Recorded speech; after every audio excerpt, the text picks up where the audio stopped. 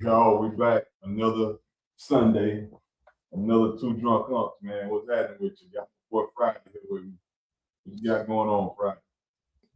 Man, they ain't shit. Watching this damn country. Man,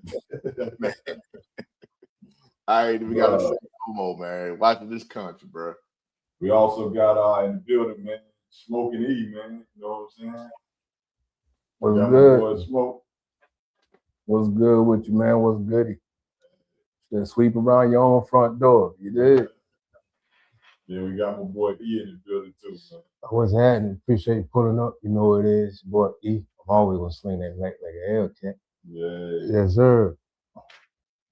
Friday, what you got, man? What you got? Let's get into sports talk real quick. Man, everybody brackets is busted right now. I know that, man. Just watching, I always go dark watching March Madness, man. There's a lot of surprise teams, man. We see Kentucky out there. We see Miami. A lot of these teams that we didn't think that was gonna get it past the first round, man. The biggest shocker is UNC, man, losing to VCU.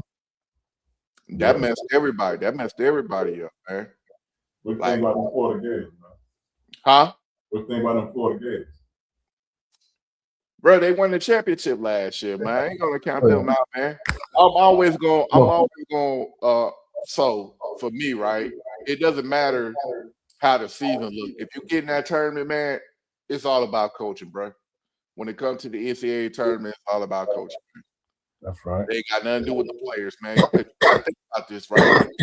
These young kids are not professional players. They got a lot of shit going on, man, in their lives and everything. So they not gonna be like they professional players.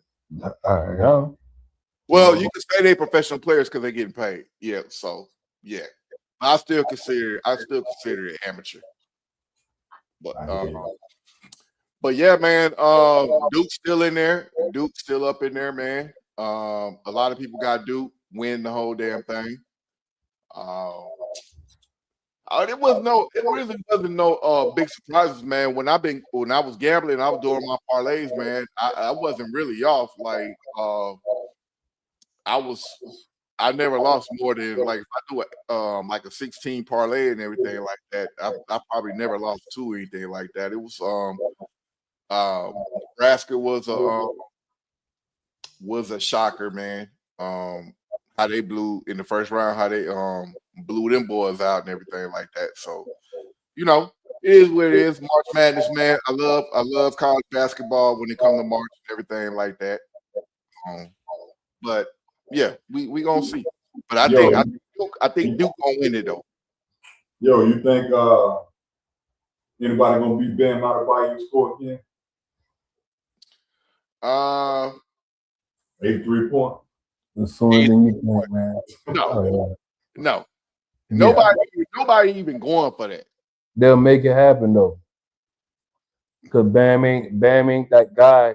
He ain't that guy that the NBA want to see out front. They're gonna make it happen. Yeah. They're gonna make it happen. Like what Bam did, right? Bam didn't do a Kobe, right? Bam got his points on the free throw line. Hey, I look at it like this. It still count, bro. Yeah.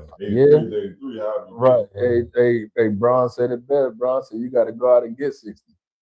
Yeah. They don't give you 60. You got to go out and get that. So, but I'm not mad at Miami for doing that. You got to remember where Kobe did his 81. They say him the fourth quarter. He easily could have dropped 100 that game. If LeBron can play till he's 55 years old, Bam can score 83. Mm-hmm. But it's not that he can't score 83. It's just that they ain't gonna let that record hold too long. They're gonna make some out of who gonna break it? Who gonna break it is who ain't gonna break it at this point. Because who gonna be the first one to break it? Luka. Luka did 102 nights. Luka gonna be the one. They want somebody like that to be holding records. They want somebody that's got that longevity, you know what I mean, inside of inside the limelight. Not just longevity on the court, but longevity in the limelight. And they think that Luka gonna be somebody that can carry it. I think the first Anthony man gonna Edwards. do it next is Ant-Man. Ant-Man gonna do it. Anthony Edwards, yep. He If another they one. let him cook. And don't want that shit, bro. Shit. Bro, Ant don't care about none. Ant don't care about none of that shit, dog. Like, look But at if he get close, look at LeBron, right? I feel like this. You should have all your money comes probably in your first 12 years. Like, if you're a superstar, you're gonna get all that money. Braun acting like goddamn, he been in the NBA like fucking Bernie Sanders and all these other motherfucking politicians that stay in Congress past 20 damn years. So fuck you need to stay in the league for 20 damn years. You already a billionaire. What are you trying to do? I think the nigga can't live without basketball, man. hey, ain't nothing wrong with that. Hell, I'm up in age, and I still gonna think I got it. See, I go out there and shoot a 21. Right. Like when I retired from the military, man, I couldn't cope with that shit with civilian life, bro. But as the years went by, like 3 years into that shit, man, I was like, man, fuck that shit. I'm glad I'm out the military, man. Like when you institutionalize, I'd say with anything, when you being at a corporation or you doing something for 20 something plus years, man, it's like you cannot give it up. You just gonna go to ride to the wheels fall off, bro. Mm-hmm. Yeah, so I ain't gonna lie, it wasn't not too long ago, and I ain't that damn good on, you know what I mean, in the sport. But it wasn't not too long ago that I actually stopped running up and down the court trying to catch me a full court every chance I get. It's only been maybe hurt yourself. 5 years, 6 years. I know, but I say 21. Shit, bro, I'll run a full court. Hey, let me get a nice little setup going. I'll run a full court right now. Yeah, that first game gonna be hell. My second win hit. Yeah, but that second game, I probably hell. Hey, you don't see them NBA players playing rake ball like that when they done. In all actuality, you got all them old guys, big three, like big three or some shit. Big three, they going back out there and getting it in. You know what I mean? And they playing hard ball inside big three. They ain't playing no washed up basketball. They playing like they really out there banging in the paint like that for real. Hey, for real, the big three, right? Them cats that's playing in big three, these former pro athletes, bro, they get the check. So that's why they playing. Yeah. But they still got some of them that go overseas and still catch a little game or two, 5-on-5 running overseas and doing their thing. You know what I mean? Still playing in the age bracket as LeBron. Like, not the big names, not your Carmelo Anthony's, not your Dwayne Wade's, but you're going to catch them out there. Hell, they're going Dwight Howard just got back. He's still trying to run right around the same age group. Look, I'm just saying like this. LeBron still playing, everything's in the air right now. You know what I'm saying? Get out there, do whatever you gotta do. And he might how old LeBron is now. Like, bro, that's some attention whore shit though, bro. Like he know damn well this nigga can't even play defense, right? And this nigga just want to take up oxygen, bro. This nigga, he want to be the fucking top. He controlling his own narrative. I get it, but he is sucking up oxygen from the NBA. Yeah. Once he gone, shit. Just think about it. Like he wants to be forever a part. His name attached to the NBA. I think that and it's crazy because when Mike left, he left. Not quite. Mike left and went try to coach 1 year and then he bought the team. It was the Hornets, wasn't it? Yeah, Hornets. Making headlines. He played. He played for the Wizards and then bought the Hornets. Yeah, I think. Yeah, he was trying to stick around. Well, Mike had that capital for that, boy. You know what I'm saying? Yeah, Mike was just like Mike just felt like, hey, I might have retired prematurely, man, and it was what it is. I think I'm still good. So I get what Mike was doing. He was like, shit. When he was a Wizard, he was dropping as a 38-year-old man 20 points a game. Right. So And he was a 38-year-old big body at that. And that's just because I'm about that. That boy went from 215 to goddamn about 225. Mm-hmm. Big body. Yeah. He was Now better. what didn't happen is he didn't start playing that straight back to the basket game when he should have. With all that extra weight, he should have started turning his game strictly back to the basket. He was still trying to face up and go around folk. He did a little back to the basket, but he should have stopped facing up, started playing, you know what I mean? Hand here, they'll get it to me like a toast, you know what I mean? Yeah, man. Yeah, I just don't get down with that. Like, and I fuck with LeBron. I fuck with LeBron heavy, bro. Right. I just be like, man, I just look at shit, man. I be like, what the fuck At you this doing, rate, dog? at this rate, he gonna be the first one to play with both his sons. At this rate, nobody go to the NBA now. I think that next year, the NBA ain't gonna be. I think he's gonna. It ain't gonna be what people want to see no more, dog. Yeah, no, his son played for Arizona. His son could possibly be a national champion because Arizona's still in that thing. First year might be a damn champion. But let's get to it, man. I'm gonna go around the table with everybody, and y'all let me know what y'all how y'all feeling about this right here. But just a news rant. This news rant. Get it off your chest. Friday, you can go first for what's going on in the news right now. Man, you know what, man? I've been looking at, I stay connected to politics and everything, but I ain't even about to drop no politics right now, man. You know what fucked me up? I was looking at this morning, man. I was looking at that damn lotto shit. That lotto at 21 Savage shit. Oh yeah. Lotto pregnant. And I was like, 21 Savage, man. They've been posing together since 2020, dog.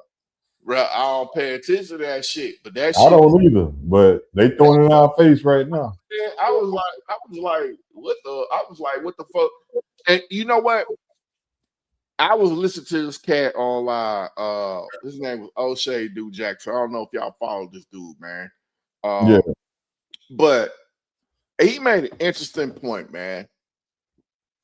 These pretty ass goddamn women, these pretty ass damn women is settling for, and I don't think this is an average chick like what Lotto, right? Like Lotto is a high earner, right?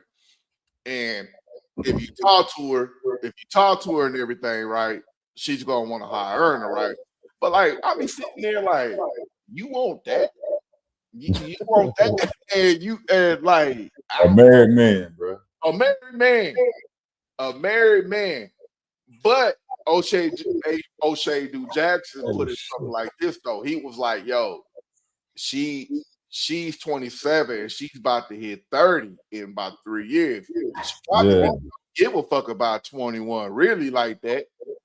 Like she know the game, she been in the game, she know he'll bounce, but I got the kid.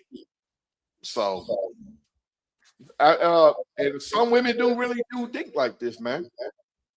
Hey. Yeah. She got a bag for 18 years. The only thing she guilty of is not gonna keep the baby. Shit, they all out there fucking. Fuck trophy, man. They all out there fucking. The only thing she guilty of is out there getting busted in. Shit. Right. Everybody out there getting a little something on the slide. Shit. Can't be mad at her or him. Nah. I won't be. I ain't mad. I ain't mad. You know what? I ain't mad at her because I ain't never hear her say anything about like, hey, like I ain't gonna fuck with no man. I ain't never hear that. You know what I'm saying? I think all these women in the industry, bro, they'll just do whatever, man, just to stay in the industry and everything like that, bro. Like, look. Think of how Cardi B is celebrated, bro. Just think about that shit. These goddamn women, bro. They don't only deal with one person. Things to benefit them. That's why I always said this shit, dog. Men thinking is long term. Like women thinking the short term. I need to get it now. I'm in a situation. I need to need to be took care of now. I don't think they think about the long game. I could be wrong. Yeah. She also could have been getting to that age, right? Where she really just wanted a kid. You know what I mean? Sometimes when we get to that age, that age, oh, I'm gonna be 30 with a doggone and get it from with a anybody. 1 year. But it's 2020, you know. That's shit. 2020. A lot of crazy shit happened in 2020. So crazy, you know, and I get that, and I get that, like I get that all day. But the in between, like you want the kid, but thinking about the dude that you fucking with. Now, am I mistaken that y'all say it's 21 Savage? It's Listen, 21 man. Listen, man. Get him while you can. Huh? He got a name on him. He got a name on him. That kid forever solidified. You know what I mean? Yeah. That kid is solidified. It don't matter what. That's just like LeBron's son, just like Michael Jordan's son. He ain't did much of nothing other than gonna knock down Scottie Pippen's wife. And as soon as you say his name and who he knocking down, it's a storyline behind it, man. Bruh, my baby mama told me this shit right here. She said, if you have another kid, I don't give a fuck if you happy anything. She told me the real. She told me I'm gonna be pissed the fuck off. I'm gonna be pissed the fuck off at your ass because now I gotta your finances gotta split time with my daughter. Shit, she's speaking long term. Yeah, that's fucked up, though. She talking long term, 18 years. It's real. Like, you don't have no other child. Like she get everything. So if my daughter can't get everything, like if she's not getting what she's getting, then it's like she not fucking with that. I can respect that though. I can respect that. But bitch, you don't run shit. But I'm just saying. Okay, that was my next question. Is that gonna stop you from putting your seed in something else? Yeah. You don't run shit, but I get what she's talking about. But would it stop you from having a kid? No. Oh, okay. And another question: if you did have a kid, it might not stop your kid from getting the full thing of what you want. But will you treat the other kid different? No. I feel you. Right. You think your ex would treat that child different? No. Will you trust that child around your ex? Let me put it like that. I wouldn't even have to be in that position because she wouldn't even bother. I understand that. So that's a no. That's your situation. Don't bring that shit. Don't. So that's a no. That's your responsibility. Don't. See, we're gonna step back into the old school. If you want to have a party, if she like this, if you want to have a party for your daughter for her birthday and she have a sibling, you better do it. You better do it here. Don't fly and bring her there. Oh, that's fucked up. But yo, check it out. Hey, look. Denzel Washington did it in that movie Fences. I didn't see that. That movie Fences, when he brought that baby right there to the house with him and family. Yeah. Listen, man. Hey, we in this for the long haul. She a real one, nigga. She a real one. That's why he stayed with her.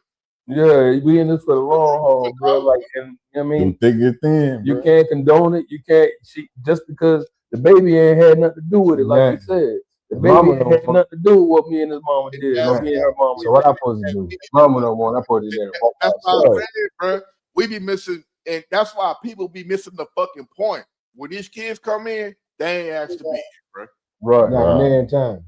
All right, Smoke. What you got on the news rant, Smoke? Man, hey, look, I ain't gonna even give it a big news thing, but I'm still tripping how every other country done chop people head off, done lock people up, and did this, that, and the other to the people that were caught up inside the little doggone the file. Epstein files. Yeah. And we still over here fighting over this doggone war, dealing with something that ain't got nothing to do with nothing that we got to deal with. No country want to help the U.S. fight in a war when back in the day they used to run the fight with us. You know what I mean? Like we the big boy, we the big cousin. Okay. When the big cousin come out, everybody ready to shake something. You know what I mean? No country want to fuck with us simply because that dude play with kids. Well, hold on before I get to UE. This is why no other country fucks with America, and I'm gonna show y'all real quick. Hold on, give me a second. Let me pull it up. Don't make me But back. this is why no other country fucks with America, right? First of all, I just want to say I'm alive, and you're all witnesses. And now that I dispatched this piece of fake news, I want to give you an update on Operation Roaring Lion. Under President Trump's visionary leadership, America and Israel are acting together in Iran with great determination and unprecedented strength. Operation Rising Lion is designed to remove the existential threats posed by the Ayatollah regime, the regime that has waged war against America and Israel and the people of Iran for 47 years. It chants death to America, death to Israel, and it delivers death to its own people.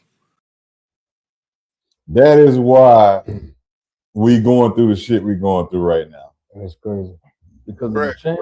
Can I school y'all real quick on this shit, right? Go ahead, bro. I know about this president, Netanyahu, right? You know, this nigga been in power.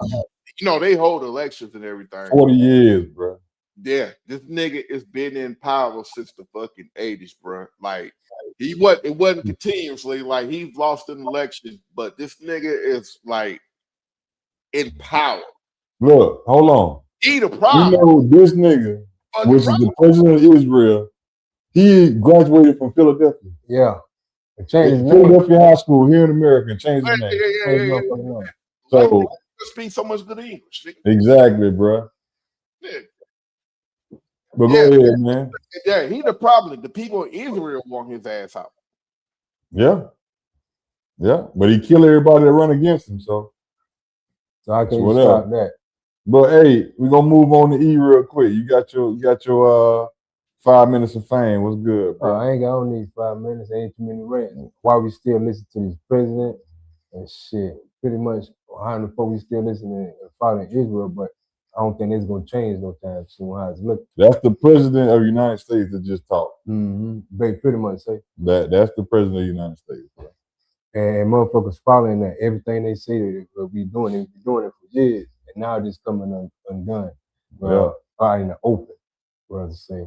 But y'all think this war man is gonna fuck America up for real? Well, let's go into the next topic real quick. While you saying that, hold on, let me move this around a little bit. But while you saying that, let's go into the next topic. The next topic is why do we keep allowing the ultra rich to profit while the planet suffers? You know what I'm saying? It's all about the money to me.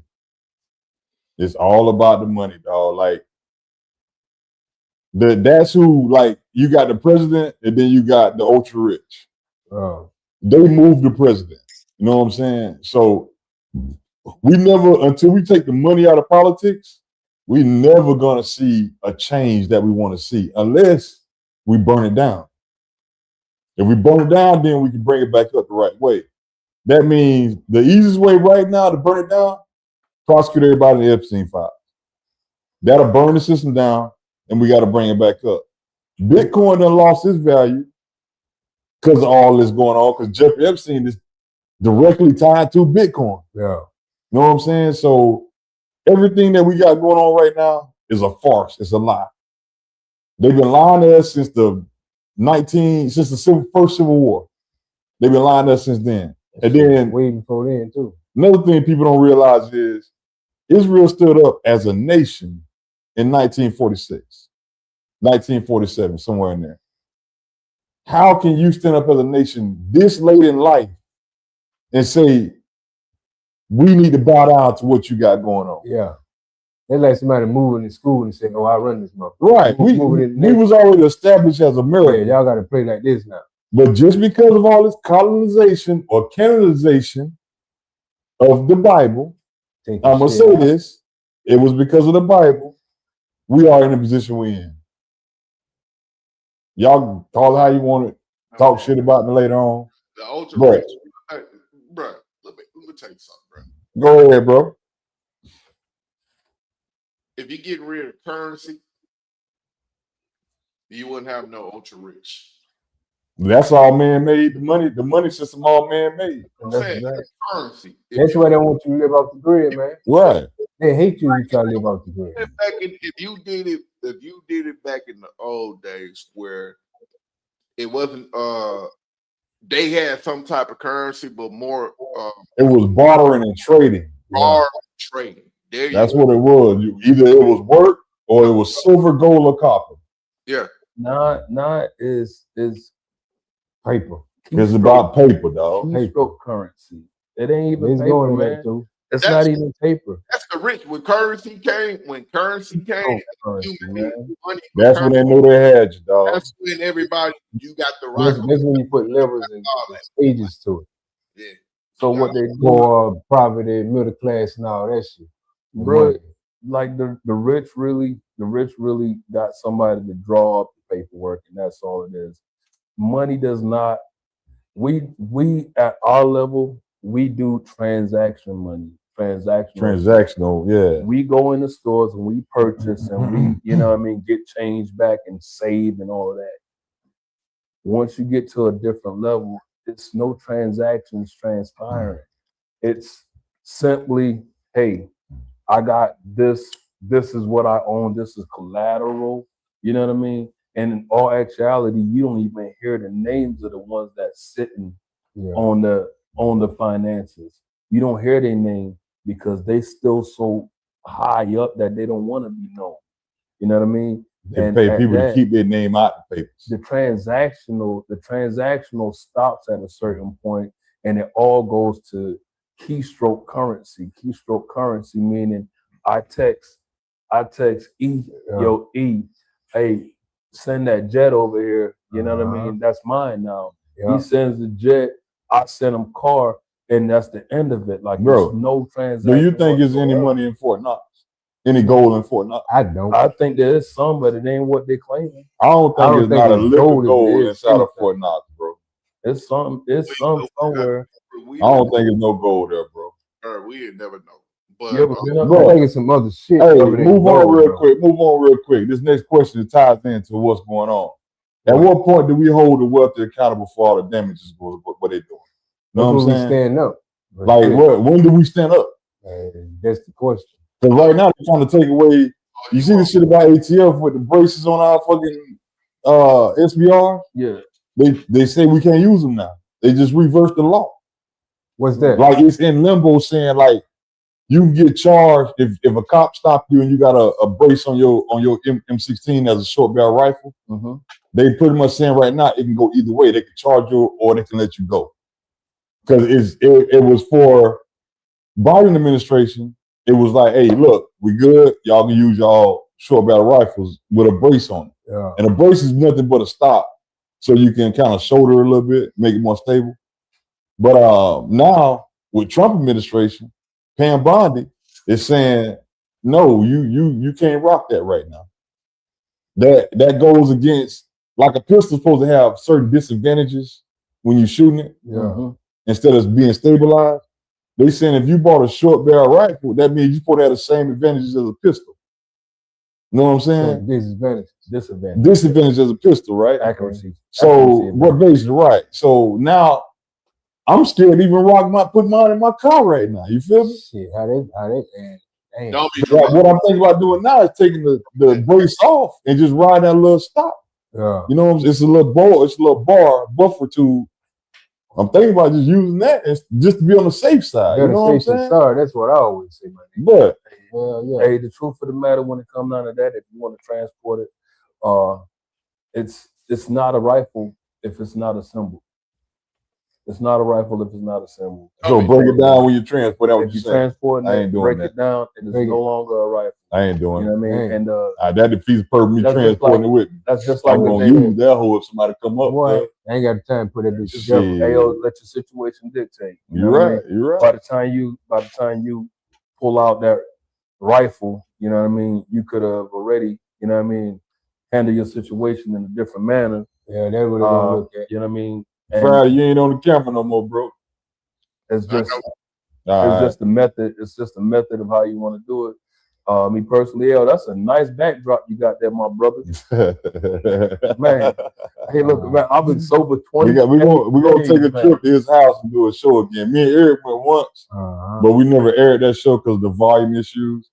But we'll take another trip. Man, I'm 28 days sober, boy. 3 hour ride. I can see my habits, boy. I can see my habits behind me. What was I talking about again? But Eric, you got anything on the ultra rich? Like why we can't let him? Yeah, motherfucker, we got to stand up as one, and until then, they're gonna keep doing what they do. Yeah, what you got, Friday? Bruh, I don't like this shit, and I don't like this shit for nobody, man. I'm not hating on the ultra motherfucking rich, bro. I don't give a damn if you was born to that shit or you made your damn money, bro. Like, I made my money, bro. I think the people that complain about the shit, man, they just fucking talking because they just fucking lazy. You know who complaining? The same people that voted for the motherfucker. Yeah. Them the ones complaining right now. I didn't think it was gonna be this bad. But we talking about the ultra rich, or we talking about the presidency? We talking about ultra rich. Like who do we blame for the damage? Like the ultra rich, we talking about. Like when did we go after them or stop them from doing all this damage? That's what we talking about. Think about this shit. Just think about this shit. 10 years ago it was about millionaires. Now we're talking about billionaires.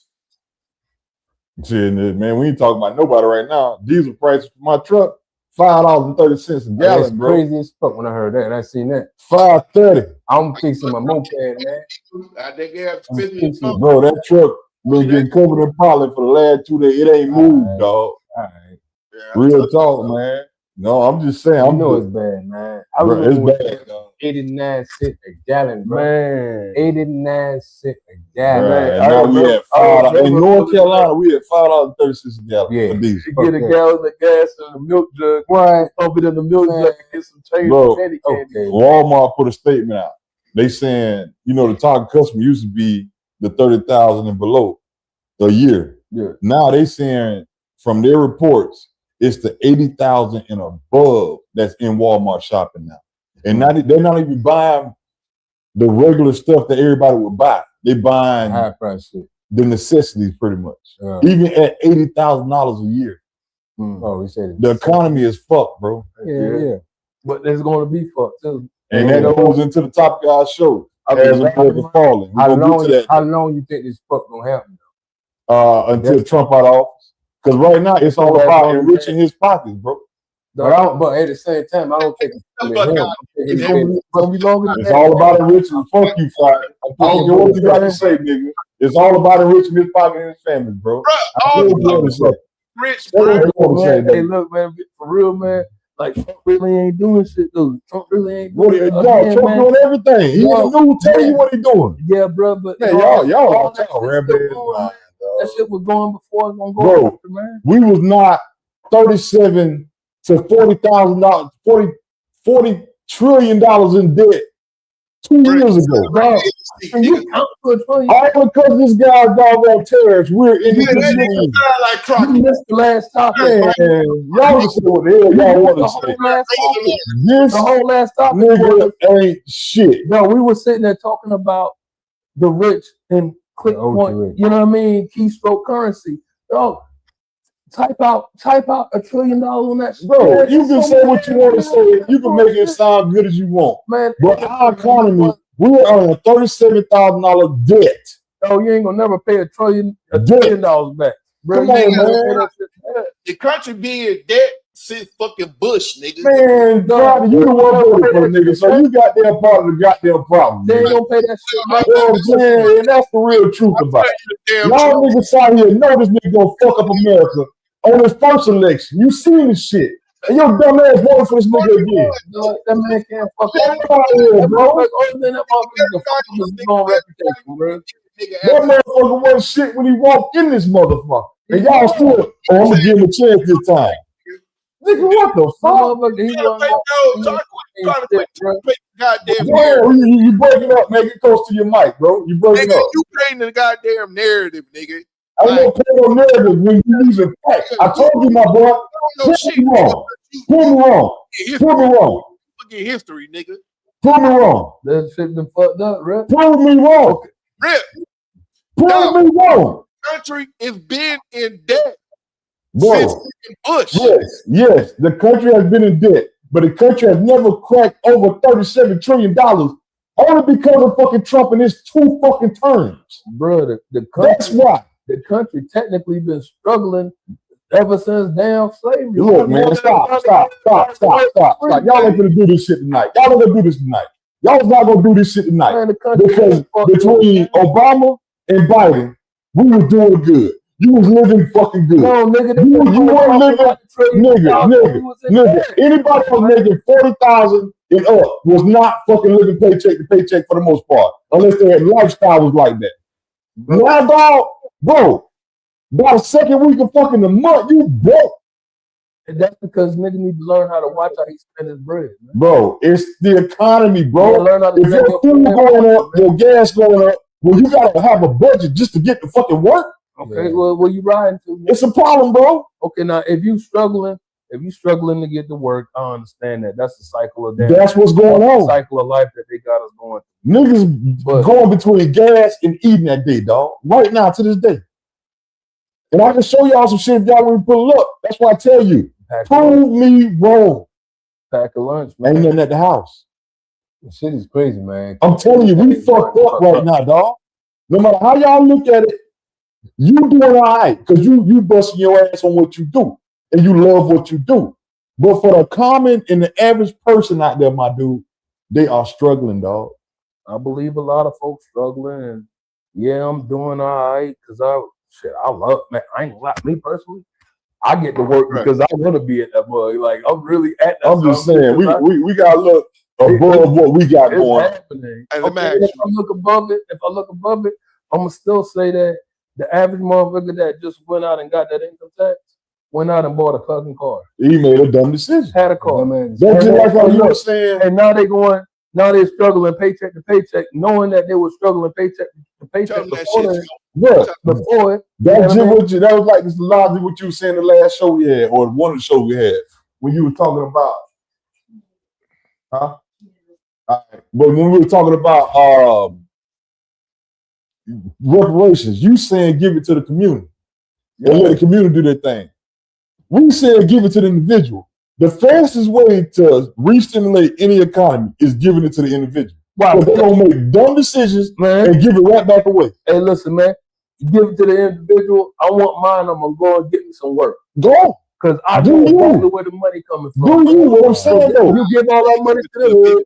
And look, the dope man, you gotta move that mic in front of you, bro. Gonna have bigger rims. You gotta put it in front of you, man. Gonna have the cleaner whip, all that. But at the same time, they're just that's old. I hope that's our old mind state. And we will the mind state without education, dog. Your mind state's the same if you ain't educating people. Give it to the community. You're gonna have to teach the people. You gotta teach the people money, man. You gotta teach people finance. What's stopping our black community from teaching their youth and their kids about money? What's stopping them? They don't know about money. They don't have it, right? They don't know about money. What else? The same thing. If I win $400 million on the doggone lottery this week, okay, the government gonna cut that in half. So you get some, I got $200 million, and then you catch me in 5 years on broke. What stop that? What stop all these NFL athletes and everything from going inside there making a hundred NBA athletes making $100 million, and then they end up right back at bro, you saying all I'm saying is that giving the money to the individual ain't gonna do shit for the economy, except give the individual something to stand. Give me without going too long and too far in it, give me a scenario of what giving the money to the community gonna help. Okay, well, I'm gonna say it like this right here. If you put the community in a state where a kid wake up in the morning and actually see something that's worth living for, versus seeing, you know what I mean, the block is fucking noodles back in the 80s. Look, you blunt roaches. As a kid, you are as good as your parent. Nah. If you are born into this, hold on. No, you're not. No, you're not. No, nigga, when you wake up on your eye and your house is full of needles and shit, that is your parents. Bruh, listen. That's not you. You are not. No. See, as a kid, I watched my mom and my dad struggle, hustle. You know what I mean? I'll be the first to tell you shit. I was picking tomatoes and strawberries and okra when I was 6 years old, because my mom couldn't afford a doggone, because she couldn't afford a babysitter. I was picking vegetables and shit, rolling watermelon because I couldn't pick some of it up. So as a kid, that's what I came up into. You know what I mean? So but let me ask this. Let me ask this. You saying you just made a lot of analogies about needles and drugs and shit like that. Right. When you came up, when you opened your eyes in the morning when you woke up, did you see needles and drugs and all that I shit? didn't have to see needles and drugs because my mom and dad was hustle. That's okay. Okay. So what I'm saying is, you speaking for a group of hold on. You speaking for a group of individuals that lifestyle is totally different from yours. But I'm speaking for cleaning. When you ask me what is an example of giving it to the community, what I'm saying, you didn't give me an example. You didn't give me one. Give you an example. Give me one. No. Don't give me one when you saying you. Give me one of the community. Go ahead. Bring the community up. Bring the area up. Make the community look. By doing what?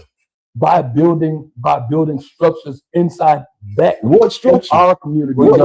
Like YMCA's and schools and parks. That's what I'm saying. Give me some examples, because right now, before we talk about itself, career educational, somewhere for kids to go. Career educational, doggone places that's going to teach a kid, build something that'll teach a kid how to survive. So tell me something. Why can't we just go out and fight for a better educational system? We can. That's where it starts. Okay, but then take that money and create that. If you're gonna say reparations, bro, we talking reparations. Believe it or not, without them giving out reparations in your sense of doing it, the money is already at City Hall.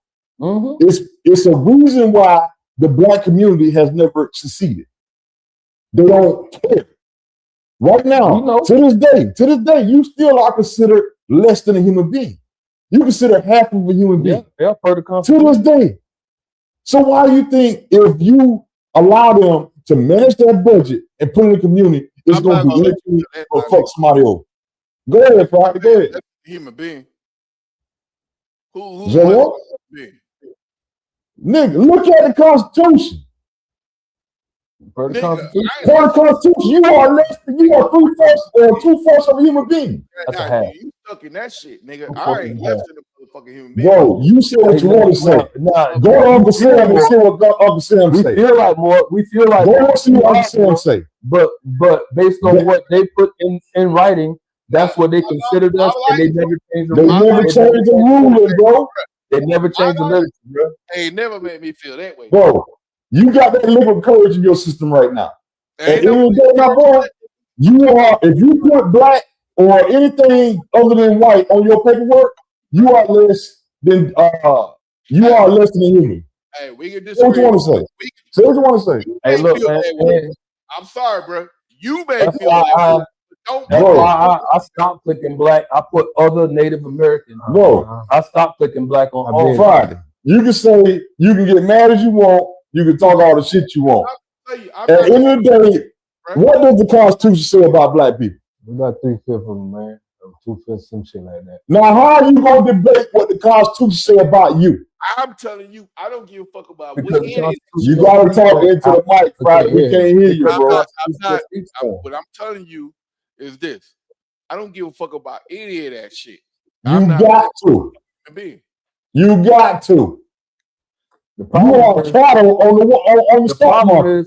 The problem is if they consider you, I live good, nigga. Bro, say what you want to say. You can get mad as human. Why we being charged like?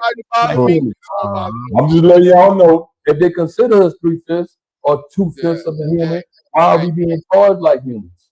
Now, hey, we're gonna move on, man, because people talking about salary. Yeah, I like that one. All crazy. They couldn't say shit with that one. But boy, my boy, you as a Black person, we consider less than human, bro. As a Black person. Through your fucking government. Hey, you keep that energy. You keep that energy on your side. No energy to keep. It's the truth. Keep that energy on your side. I told you, Friday. Prove me fucking wrong, boy. Nigga, I'm telling you, I don't feel that way, nigga. Prove me wrong. That's all I'm saying. Prove me wrong. Anyway, let's move on, bro. Look here, man. Hey, look. I'm gonna start with E on this one, bro. Hold on, Friday. I'm gonna Now I'm gonna start with E, man. Hold on. But why are we really at war with Iran right now? Oh, this is a distraction from the start. Everybody know that, man.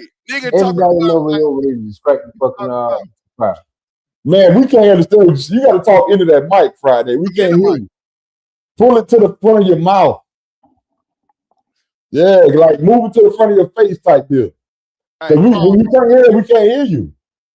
I'm being honest with you now. There you go. See, we hear you. All right. There you go. But go ahead, Friday. Oh, that was it. You motherfucking Epstein file. It's plain and simple. Distraction. Yeah. I feel the same way, bro. Everybody knows it. It's another way to keep Trump out of jail a little bit longer. That's it. And I don't know why the fuck he ain't in jail yet. You need to be locked up. What the fuck are you invested in the Epstein files for? Man, here we go. This nigga on another tip tonight, bro. He talking about why we invested in the Epstein files, bro. He's going on something else tonight, bro. What the fuck, bro? Why are niggas investing in the Epstein files, nigga? Bro, because your president shouldn't be president. Man, the problem with that I got with it. Like, bro, you own one tonight, bro. Let's get it. Come on, let's do it. If you gonna talk again, if you gonna talk about everybody that let's do it. Black have sisters been victims. Why in your opinion? White folks. You worry about white folks, nigga. Why in your opinion? I worry about it. Why in your opinion are we at war with it? If Epstein did something to my community, I'd be invested, nigga. Nah, that's a child. I don't give a fuck what community that child be. Yeah, that child. No, that's what is your reason that we think we at war with Iran? So all right, so you get every name, you get every victim and every motherfucker. You try to prove yourself. Hold on. Hey, let me ask you this. You get everybody. Is that shit gonna affect your life? You just gonna be like, oh nigga, I knew this motherfucker. You just worrying about motherfucking these high power ass motherfuckers. That's why we in a recession right now, because of the way you think. Hey, you can say well, I think I'm a really. That's why we're in a recession right now. I don't worry about shit. That shit don't consume my life. See? That's what I'm talking about now. But go ahead, E. Go ahead. Nah, I'm finished, man. That's what I thought. Hold on. Since he ain't got nothing, and you talk about this whole Epstein shit, why we at war with Iran, in your opinion? Don't say Friday, we're waiting on you, bro. Why are we really at war with Iran? In your opinion. That shit, a blind motherfucker will tell you this fucking Israel, nigga. What about Israel? Man, that nigga, I don't know what the fuck Trump got going on, but yeah, he just debated that nigga. Everything, nigga, motherfucking Israel say jump, that nigga say how high, nigga. I don't even know, bro. I don't know. Maybe because he got some guilt because his dad was a German and they were Nazis. So maybe he might feel some way. Everything but obvious, right? So you saying we're at war because Israel. That's what I'm saying. Daddy was Israel. This is thinking, dog. This is I feel that it's more so. I feel that look, the way he jumped when they say jump, I feel that they're holding something over his head. I agree with you on that. They're holding something over his head. You put that whole in office, bro. And Rick put him in office so he can do what he got to. Yeah, they trying to make sure he stay a puppet.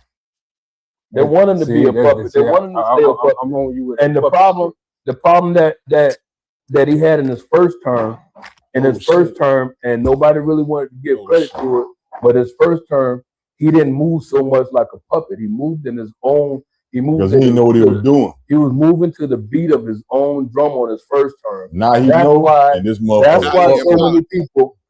why so many people voted him back in, because they were looking for the guy that moved at the beat of his own drum, which we lack in so many other political figures that have been put out there before. Yep. I'm gonna tell you, man. Trump own mama said that motherfucker the dumbest thing since sliced bread. Hey, yo, he can be dumb. You know what I'm saying? And we what? still, Trump, Hey, but fuck out of here, bro. You can be as dumb as a brick, but the second you got followers and people following what you got it. You got it. Listen, man, who gives a fuck how smart he is? You got clout. He was smart enough to outsmart everybody inside his motherfucking country.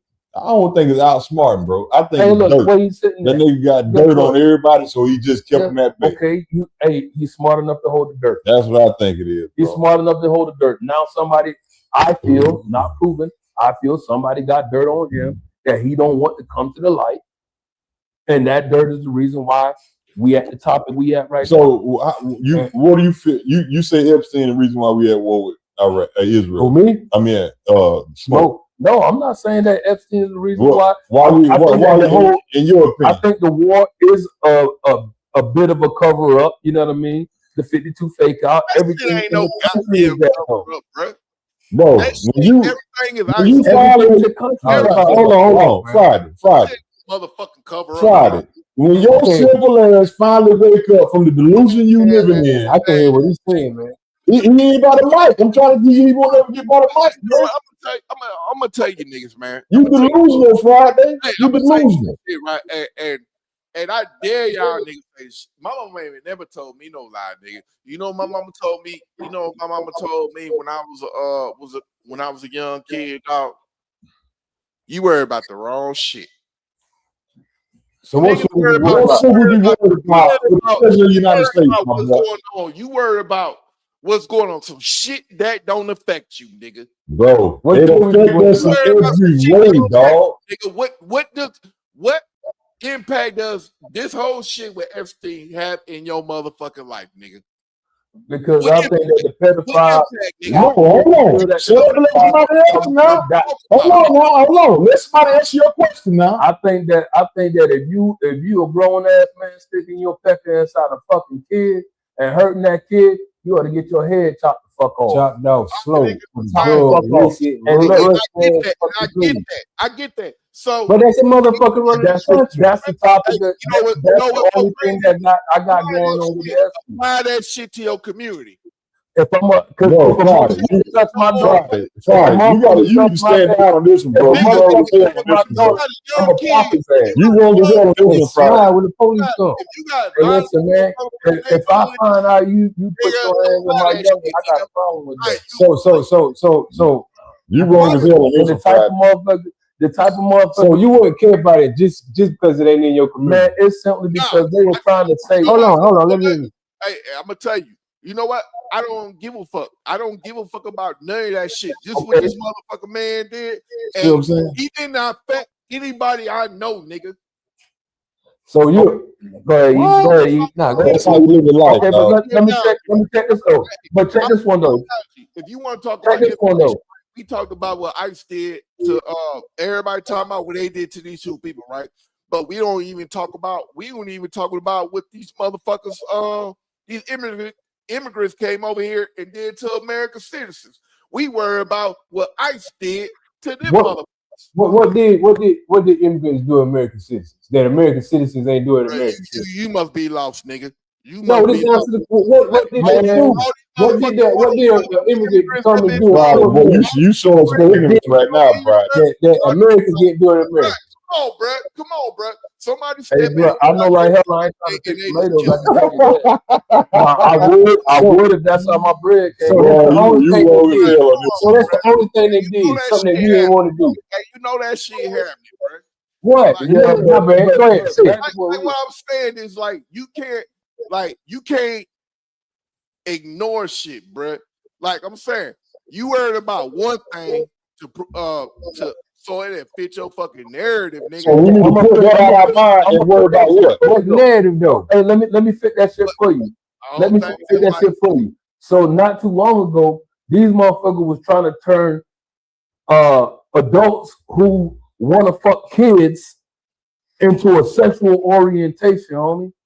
This was only like 3-4 years ago that they were trying to make that another sexual orientation. And that shit went like LGBTQ shit. That's Yeah. what I mean. The house. They're trying to add that pedophile shit. So if you don't address the situation up front, meaning if it's okay for the fucking goose, it's okay for the fucking gander. So if it's okay for the higher ups, then it's okay for these other motherfuckers out here. And you might not know it, but there might be somebody that's right behind one of your kids looking inside the fucking window. Yeah. You know what I mean? And if you don't goddamn stand for that shit, and you say you're gonna fall for that motherfucker that's standing out the window looking through the bedroom at your window. I'm saying, all I can do is say that shit wrong, nigga. And yes, he's wrong. And I ain't about to sit here and fucking advocate. I ain't about to sit there and advocate some shit that happened. If you vote the president in office, you ain't even about voting for the motherfucker though, Rick. It ain't even about the vote. You voted for the motherfucker for what every guy ran for, not for what he did. Nigga, address what the fuck is happening in our country. You not making no sense. You voted for the nigga. What he said while he was running for president. You voted for that. That shit don't make no sense, dog. You voted for. I'm sorry, dog. You know what I mean? Bro, that's a one track mind. I'm gonna tell you something. You gonna be on the wrong side of history with the way you thinking, my boy. Bro, you got a one track mind, nigga. I'm telling you, this nigga, call it all out. I am, and I'm calling you out on it. No, you not, nigga. Call it all out. All right, let's move on real quick. Let's move on. Who else is benefiting from this shit, bro? From what's going on with the war? Our government. Who benefiting from this shit, bro? Ain't nobody benefiting right now. They just got a bunch of people getting bunch of buildings and shit, and a bunch of people getting blown the fuck up. That's it, bro. The only thing that's really happening is a motherfucker gonna blow that bitch up, and in true American fashion, we gonna send the fucking Army Corps engineers over that bitch, and we gonna build better buildings over that bitch. So the person that's gonna really benefit is our fucking reign. Iraq, whichever one. Israel or whoever it is. That motherfucker's gonna benefit. We ain't gonna get shit out of it. At the end of the day, shit coming our way, dog. Not in America. If the war start today, you know what we really got a chance to do? Rebuild our fucking ammo. They got to reload. That's it. That's it. The fuck you mean? That shit been sitting in storage too long. They need to get rid of that shit. I want to hear what Friday got to say about this one, dog. Let me hear what Friday got to say about this one, man. Go ahead, Friday. Nah, the companies benefit from this. Yes. The munition company for one. Boeing for two. The people that making the jets, yeah. The people that's over there, doggone, that you know what I mean? That's who's getting all the doggone. That's where the stock should have went at. Yeah, all them guys benefit. All them weapons manufacturers. The warmongers. Yeah. What you got, E? What you got? Oh shit, about the same. The ultra rich. We ain't gonna benefit off nothing. Ain't nothing coming our way as American citizens. But probably a heartache for the ones that's getting over there getting killed, unalive, whatever you want to call it.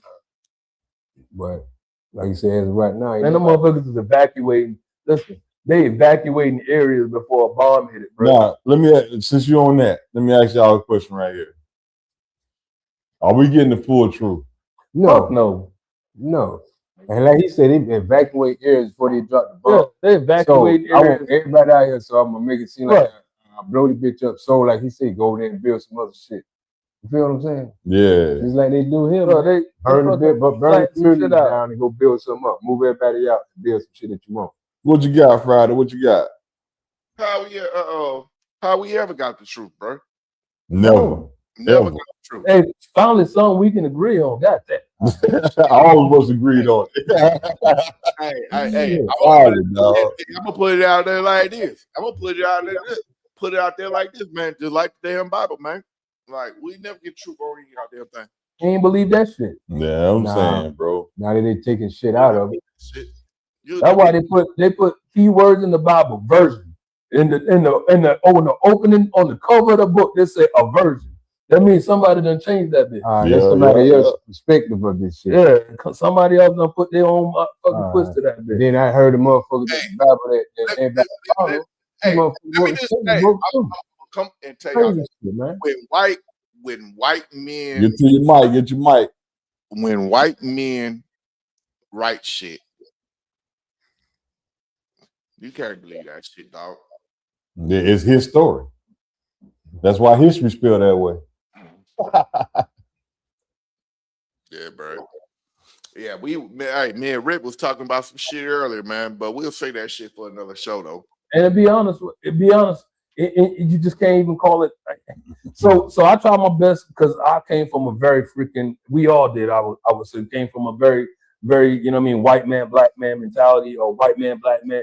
But it ain't just white man that we got to doggone kind of decipher our own goddamn knowledge out of it, because a lot of times the story is just distorted. The story is just distorted. They gave in that same story so damn much.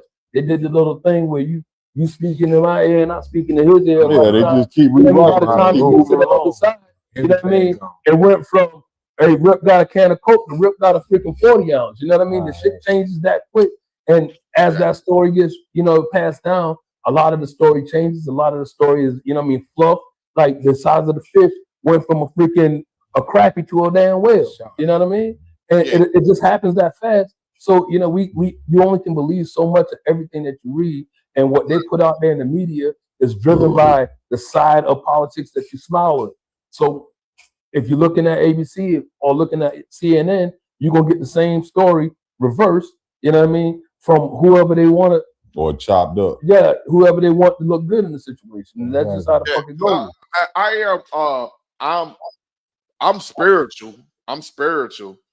But it ain't of this world of what people write.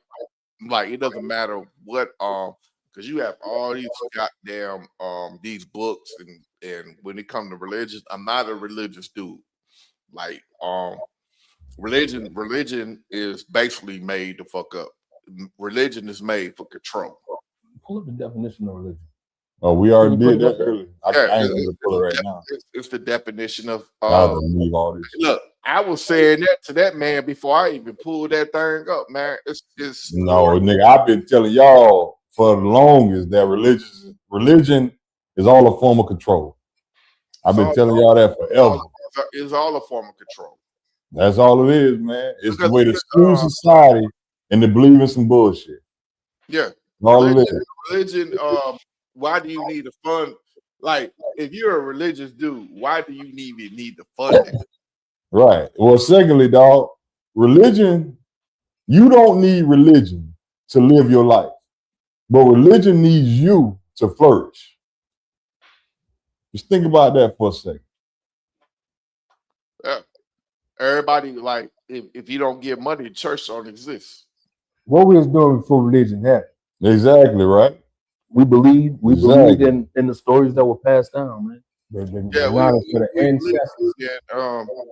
But this story right here say everything else is wrong. Everything. Religion is a structured system of beliefs, practices, and worldviews, often centered on the worship of supernatural power or spiritual truths. There you go. Form of control. Form of control. Because think about a structured system of beliefs. The young boy, right? When you was a young kid, like look at your parents, man. They act like they miss church, like they'll lose their shit. Yeah. But hey, check this out though. Since we on this spiritual tip real quick, just a look. I ain't trying to get too heavy with it. But do y'all know that there is an underworld city? Literally, an underworld city that has its own religion, separate from what's up here on land. They got a whole city in the world. They got planes that can fly from under the water to the surface to get the important people out of there. But for the most part, it is a straight in the ocean underworld city. They know nothing about us, the average person that's there, besides the people that started it. But there's a whole underworld city, and they got their own version of God.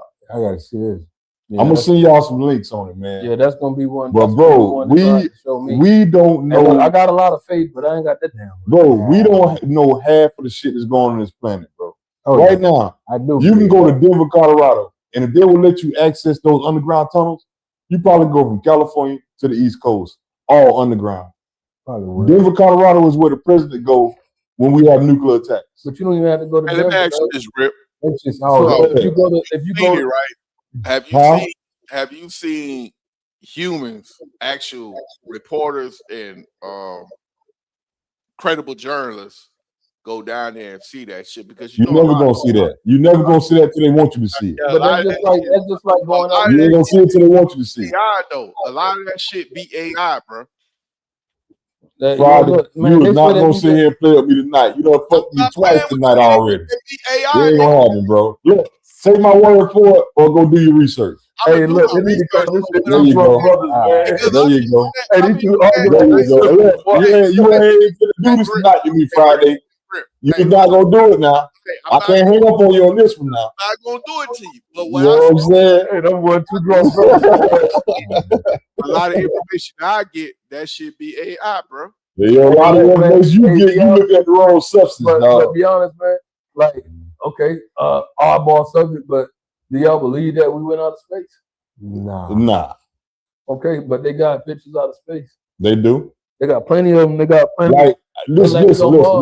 I don't believe the moon landing. I don't believe that. Yes, we can't say really for sure. Like me, I'm kind of a conspiracy theorist. I can't say for sure that there's a firmament, but it does look like if you see a plane in the sky and it's blue out there, what it look like? An ocean up that motherfucker. It do look like that. Yeah. But I can't say for sure. Science says that's the reflection. All right, y'all going to a little bit too far, man. Hey, but if you want to go there, we go there. But let's go. Let's move to the next one. Let's move to the next topic real quick, bro. Couch, man. When you get rid of the sunlight, the reflection disappears. That's why you see the stars. Yeah, but let me move to the next topic real quick, bro. Check this out. When someone's showing hate, is that a reflection of something going on inside of them? Or, you know what I'm saying, like people just hating on you? Is it jealousy? You know what I'm saying? How y'all feel about that, man? It's them. I ain't got no feeling on hate, baby. If you hate me, hate me. Got that. I love it. I love that. You know what? So I guess it'd be some kind of inner thing to whoever hates. For them? Yeah, I think if they hating, that's because I'm doing something for them. Like, damn, this motherfucker doing this. I want to do this, but I can't. Yeah. Bro, why this motherfucker doing it? I had a situation at Walmart. I'm like, why this motherfucker always fuck with me, yo? But you know, it is what it is. I love him. Keep up and catch up. All right. Hey, let me ask y'all this. What is it easier to do? Is it easier to smile or frown? Well, smile, bro. Smile. Made smile. Smile is the easiest thing to do. It's like you have to actually put work in the motherfucking frowning, right? So when you frowning, that's when you just frown on every damn thing, bro. You're working on that shit. That's you just want to be mad at the motherfucking world. That's motherfucking. That's motherfucking. That's hate. right. And that's and right. I would say this, like, I don't think it's taught. I don't think hating is taught, but I think hating is it's an eternal thing, man. It gotta be, man. Hey, yeah, man. Like jealousy. I'll tell you this shit. When Rick met me, right? I probably was a square back then. You know, I was married at the time. That nigga was DJing and everything like that. That nigga had everything going on and shit like that. And that's my dog. We met up. That nigga come around beating around the block and everything like that. And I'm sitting there like, because I knew what the persona is. I was like, oh shit. I gotta compete with this nigga. What the fuck I need to compete with this nigga for? Like, this nigga ain't never did nothing to me, anything like that. I was like, yo, I just gotta compete with that nigga because I just competition. Hey, look, right. That's exactly what I was going to say. Competition. Gotta do it. Just cuz I gotta show him. I gotta prove, nigga, you ain't going to some bigger level. Hey, don't you worry about it. Hey, you ain't gotta worry about it. Because he had somebody that you got a chance to look at. One me. He had somebody he had to look up to from time to time. It's low key. That's kind of like sneak hating a little bit. No, but okay. You got the difference between hating and that good envy. You know what I mean? Yeah. It's good. It's good to see that he's doing good, And you know want to compete. you know what? But I'm gonna tell you this though. You know why you know why that shit becomes hating? Because we see what the attention brings. And we was doing that, like how these kids and everybody else doing that. Everybody on social media and everything, like everybody hating on each other and everything like that for no goddamn reason because this motherfucker got that shit popping. And we want to be popping too. Because I think I'm better than this person. I'm gonna throw it off subject. You know what it is, man? It's the Willie Lynch theory. That's why we hate on I need to get something better than yours. Yeah, it's Willie Lynch, man. Hey, shit. You light skinned, we black as hell, shit. So I'm gonna go and take me a damn bath when I get done with this shit because I want to watch some of this double black off of me so I can get like you. You dig? Not me. Yeah. I'm really Shit, hey, corporate America do the same shit. That corporate America, when you working in the office and you making good money, and that person get that goddamn job, for whatever it is, and if you feel like he ain't give his own merit, you gonna be hating on that motherfucker too. Yeah, but that's a reason to hate a nigga. Nah, you know what, man? Goddamn, they ain't you gotta learn not to count that man pockets, man. You gotta Nah, it ain't about that part. It's about the motherfucker that put the work in to get where you at. Hey, but check I done put the work in. Elaborate on that shit. Why you think that's a reason? Why do you think that's a reason I hate on him? Because he didn't put the work in to get there, and I done put the work in. Yeah, but you don't know his work. You don't know his work. Yeah, you can't count another man pockets. You don't know his work. Nah. You don't know his work. You saying that? I probably got a trust fund. You know what I'm saying? If we working in this factory or anything like that, you came here years after me and you get promotion before me, and you doing the same shit I'm doing. Yeah, that's because he knows somebody. Hold on, no. Whole ass. Nah. I hear it too, but nah. Just because, okay, I got hired on a job that I already knew. You know what I mean? And the guy came in behind me. He got hired on the job. And after working with this motherfucker, I realized that he knew less than me, right? Now, where I say ain't no need in calling that man pocket because you don't know. It's not what he knew or did not know. You know what I mean? It was that. Clear. That motherfucker had the gab. You know what I mean? He sold something better than you selling. You dig? And you can't hate on that man for that. So if he making more money or he getting promoted, instead of you trying to say, oh yeah, he ain't put in the work because he ain't been here as long as I've been here, you need to go to that man and find out, hey, yo, look, man, exactly what is it that you putting out there that I'm not putting out? You ain't got to ask him up front. I see what you're saying. You ain't got to ask him up front, but you got to take the moment to educate yourself on what he's doing that you're not doing. You know what I mean? But other than the gift of gab, I'm talking about the actual work. If I'm putting in his work, Smoke. And you can do this. I'm gonna tell you something, right? Stephen A. said this shit. He said this shit perfectly, right? He making $20 million a year. He said, "Well, my bosses, I'm going to figure out how to make them the most money possible because I want some of that." And he made them money, and he got. And they gave him money. Yeah, he got that 20 million. He got that 20 mil a year, bro. And they gave him some niggas is on that shit. Some niggas is on that shit. Like I just be sitting there, like we be sitting there, we be hating on motherfuckers. We don't even know their mindset is like. And half the time, we goddamn it ignore that shit because like if this guy is on this certain type of time, and he already letting you know.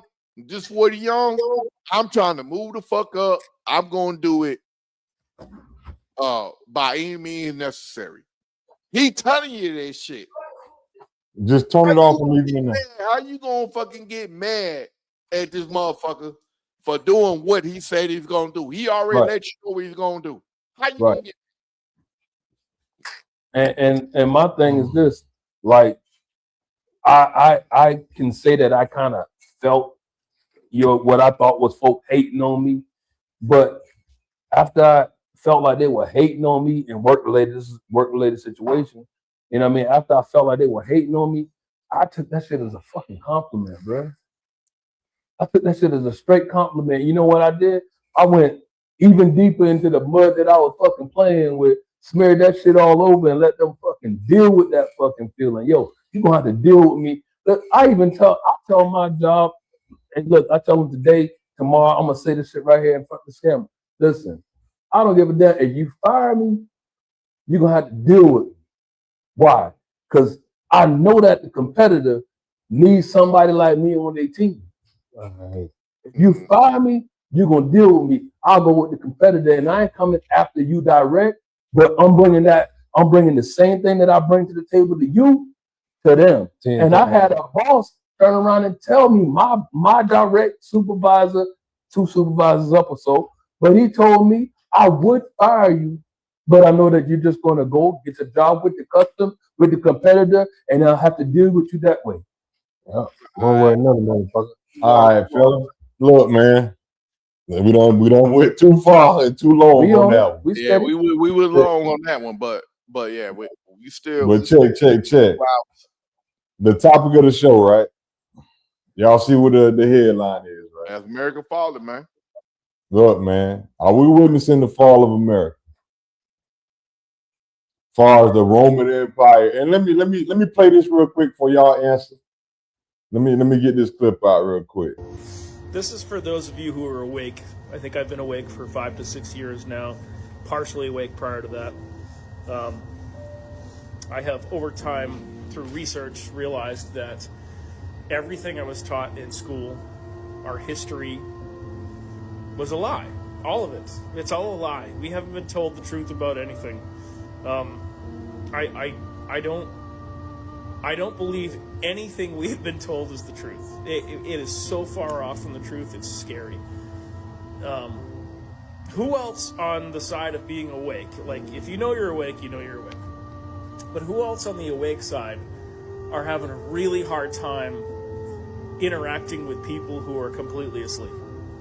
Like, I can't just get together with people and be like, oh yeah, the weather is sports. Oh, how's the kids? And not talk about the fact our country's being invaded. We are losing. This is the fall of Rome. We are living through the fall of Rome right now. Our country is being invaded. Our government has been taken over. There was a coup involved. The people running our government right now are all paid off and corrupt. Every one of them. I don't care. Congress, Senate, House, it doesn't matter. I think most of them are compromised. They're not representing the people at all. And I'm just at the point where I want something to happen. I'm done. I can't. I get up and go to work every day. I'm like, why am I doing this? What is this for? So it can all end next week when our government decides to fucking poison us or whatever they're gonna do. I just it's frustrating. It's so frustrating. Make something happen. I don't care. It can be bad. Have the UN show up and knock on my door and arrest me. Whatever you motherfuckers have planned for us, let's just do it. Because this waiting game is getting really old. I'm tired. I'm really tired. How y'all feel about that, fellas? Well, shit. I don't take nothing from it. Yeah, you never do. You just saying that shit because you just trying to go against the grain, my boy. Hey, you know, I don't go get the grain, but I don't take that. That's the dumbest thing in the world. But go ahead. What the fuck you talking about? It's the dumbest thing in the world to keep going against the grain, bro. You see shit ain't right. You see shit ain't right. But yet it's still, you still like, hey, hold on, just a little longer. Let's move the goalpost a little further. I'm not moving out of here, bro. Nigga, I'm putting you on the 1 yard line, nigga. Nigga, you put me on there, you gonna move the 3 yards. Hey. You know what I'm saying? That goalpost gonna go all the way to the college football field. Let the guests go, nigga. Go ahead, bro. What y'all got on it? Are we witnessing the fall of America? What's good? Yeah, after you, E. Maybe not the fall, but it's the start. Yeah, I think it's going somewhere crazy that we ain't gonna never thought it would go. Shit, I ain't never thought 2020 be 2020, and then every year after that ain't surprised. There ain't been shit but downhill, honestly. From COVID, ever since COVID started, it's been downhill for me. And that's how I feel. And for this right here, this war, for no reason, to hide shit, cover up shit, it's gonna fuck us up more, man. We're gonna be a third world country. We're gonna be one of them countries like, man, I'm glad I didn't ever grow up there. And we supposed to be in the top dog, like everybody said. We ain't doing top dog shit. The top bullies in the nation. Yeah. That's how I feel. I think so, somewhat. Let me get the smoke. Good shit. Not on my watch. Listen, man. I'm a firm believer in some old military verbiage. I police my own, bro. They ain't fit the devil on third world my ass out this bitch. I don't give a fuck what nobody say. Listen, I'm gonna live good, I'm gonna eat good, I'm gonna sleep and rest peacefully, motherfucker. And if they come knocking on my door thinking that shit gonna change sometime soon or sometime in the far future, we got a problem, bro. Is America gonna fall? Nah. I think that's just a dude that that's just a dude that he had an epiphany.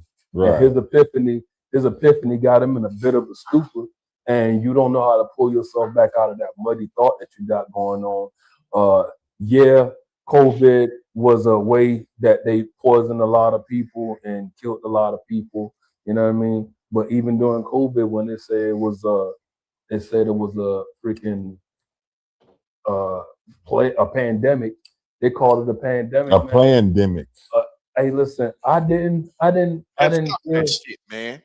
I didn't feel that shit, man. I didn't feel that it was a fucking pandemic. Yeah, a lot of people were going through a lot of bullshit. Yeah, I got sick and I felt like the motherfucker. Hold on. You saying COVID wasn't a cover up for something? No, he's saying pandemic. He didn't want you to say that shit. It was a fucking pandemic, bro. Yeah, but that's the conspiracy theorist part of you. Bro, okay. After the fact, they came out and said the shit was all bullshit. That shit.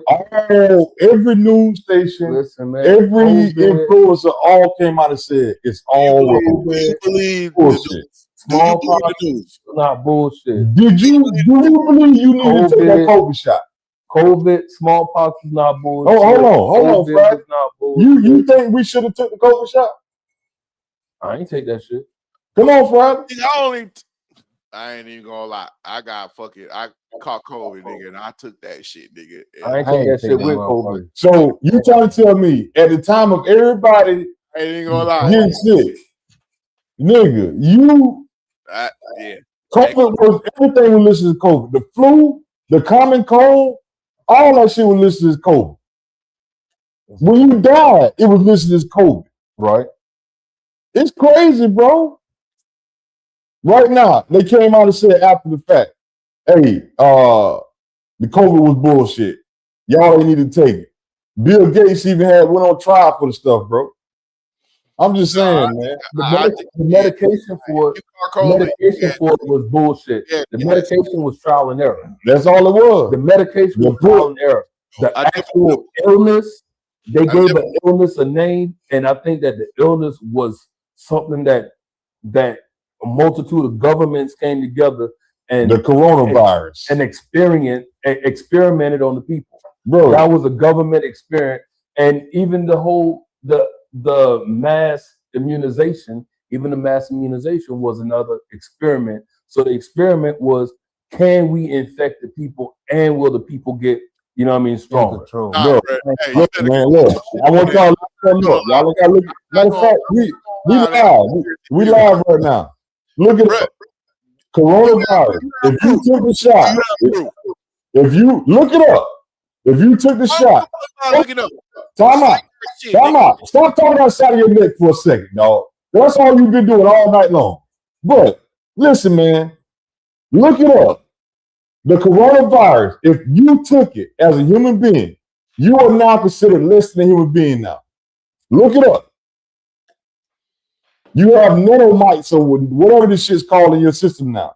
So if you took it, the government is considered you less than a human being now. They can treat you differently. Bruh, you always, look it up. Bruh, you always talking about looking it up. We're really less than a human being. No, it's white people too. It's for white people too. Hey, they're just doing the party. All right. But look, Friday, before you sit here and keep talking outside of your neck, look this shit up. I'm just saying. Look it up. College, right? We all went to college, right? Cite your sources, right? Bro, look up the CDC. Look up on BBC. Look up anything, anywhere you want to go. Look up what they said about if you took the coronavirus. This is common knowledge, dog. All you gotta do is open the goddamn your phone and go to them sites. They tell you. Bruh, They gotta tell you everything. Bruh, I'm not saying that you lying, but for the audience. That's what you're saying. That's exactly what you're saying. For the audience. I'm telling you, if you're passionate about audience. Bro, no, I'm not gonna show at this point in life, dog. Half of y'all can read. The other half, if you can't, have it read it to yourself. Make it easy for the next man. I'm not gonna do any research for you no more. If you see a site to site, so that you know what I mean, you ain't talking about but right now, if you see that coronavirus, you ain't shit no more. That shit. I understand you. I'll do that shit. But you got the young folks. These young folks they want that shit put. I'm not at this point, bro. I'm putting news out there. What I got, all the research I did. I ain't trying to goddamn prove myself right. I'm done. I'm just telling you, do your own research, bro. Yeah, that's important that you said. You know what I'm saying? Yeah, but you said that. What do you feel about witnessing the fall of America? Bro, for you, Friday. I just think this shit was. I think this shit was way before Trump, dog. I think this shit was Barack era, bro. I seen the change and everything like that. It's more magnified now because of President Trump. And I will say this. And I ain't never gonna take nothing back. Like, yeah, well, I voted for this nigga. Like, disappointed, but I'm gonna see what it is. I'm gonna play a long game with the nigga. But yeah, this nigga here, bro, he making me look like a motherfucker, man. Right the now, the long game. His family gonna be the long game. When he got in the office. Remember what I just told you? Remember what I just told you? What we was talking about earlier. Women they play what's right now, the short game. What's right now? Real men play the long game. So, well, if you're looking for the long game, I'm gonna play long game. You lost. But I'm gonna tell you, I'll trash his ass through the whole goddamn process. And this nigga is how he rolling. Hey, I saw that Facebook post. I got buyer's remorse. Hey, somebody posted that on Facebook that he the first nigga president. He the first nigga. Out of all love. Hey, he ignorant soul now. You know what, bro? I'm gonna tell you something. They all crackers to me. It don't even motherfucking matter, bro. They all politicians. They all crackers, man. And man, the craziest thing, bro, you can't be mad at them folks. You can't be mad at them folks. I would tell you this though. Black politicians, I think I trust some white politicians more than them black politicians. For real. And my congressman is a motherfucking black politician. And you want to root for them. You want to root for them and everything like that. I say I trust because I know what they are. I trust them because I know what they are. Man, these niggas here, they'll do the banana and tailpipe and they all niggas trying to enrich their fucking selves, bro. I know what all them niggas trying to do up in Congress. Them black folks in Congress, they all trying to enrich their fucking selves. So you say only black people in Congress trying to enrich themselves? They try to all right, so bro. Only black. All right. You see the shit I be dealing with, bro? I'm about to explain something to you, right? Please. You're a black man to the heart, right? Yeah. Any type of organization, and you're met when your voice is not heard, and you're met with so much animosity, and you're trying to get something done, and you have white folks in power saying, all right, we'll look into it or whatever, right? Most black folks will just leave that organization if they're really trying to make a fucking difference. They would just leave that organization. You have black folks in Congress, right, talking about all this shit, right? And if the organization is not but what you stand for, why you still there? Oh, I forgot. You got that $140,000 fucking check. You got that, and you getting money. You're in Congress, you're getting money. You're there for the money. You still saying only the black people in there for the money. You're getting $15,000 a fucking month. This is what I wanted to talk about. I see how you be talking about black people, dog. You don't want them niggas to get no money, bro. So he still ain't answering the question. Why you shoot that man? No. You gotta let him wrong for a black person to get some money, bro. Don't. All right, me and you about to get into it, nigga. No, we ain't gotta get into it, but what I'm saying is, you ain't like white people, the only people that not supposed to get some bread. How the fuck are you gonna say, oh, I'm hating on somebody getting fucking money? Bro, when I talk like this about Lindsey Graham and all these white people and stuff, you don't talk this way. You don't talk this way, dog.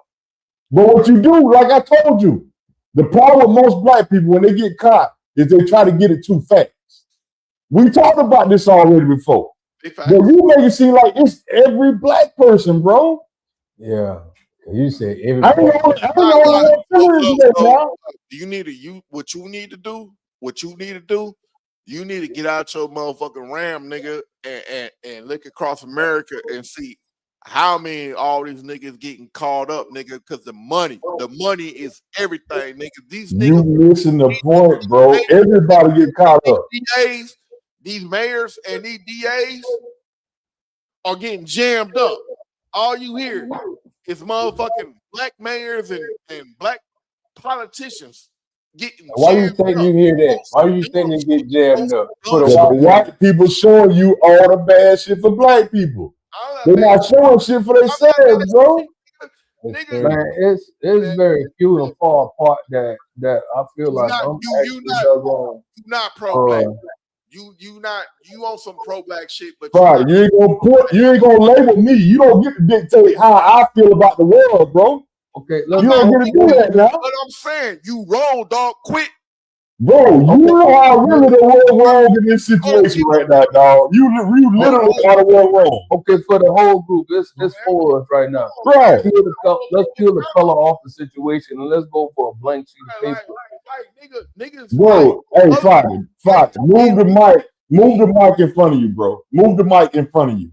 Peel the color off. Like, no, literally move the mic to where your screen at. We can't hear you, man. Peel the color off. Yeah. You gotta move it to your screen where you talking at. You talking to the screen. Where you lean back. When you lean back, you cutting out. Can you hear me? But what we hear you. Peel the color off the conversation. Let's peel the color off the conversation a little bit. Can I respond real quick? Go ahead, man. Go ahead. We're gonna mute our mic for a second. Hey, what I'm saying is this, right? We gotta hold everybody accountable, bro. Like, I'm not on no shit because they black and everything. Like, black folks fuck up, white folks fuck up and everything. Like, if we're trying to get the fucking head, we do that. We support them that's trying to get ahead. Now, if they get in office and they on some bullshit, we didn't vote for that. So I'm not trying to give nobody no fucking out, bro. Like, I want what us as a community, bro. Look at what it is, get the facts and get the proof, and criticize them. Like, we sitting there like because they black, they above criticizing, bro.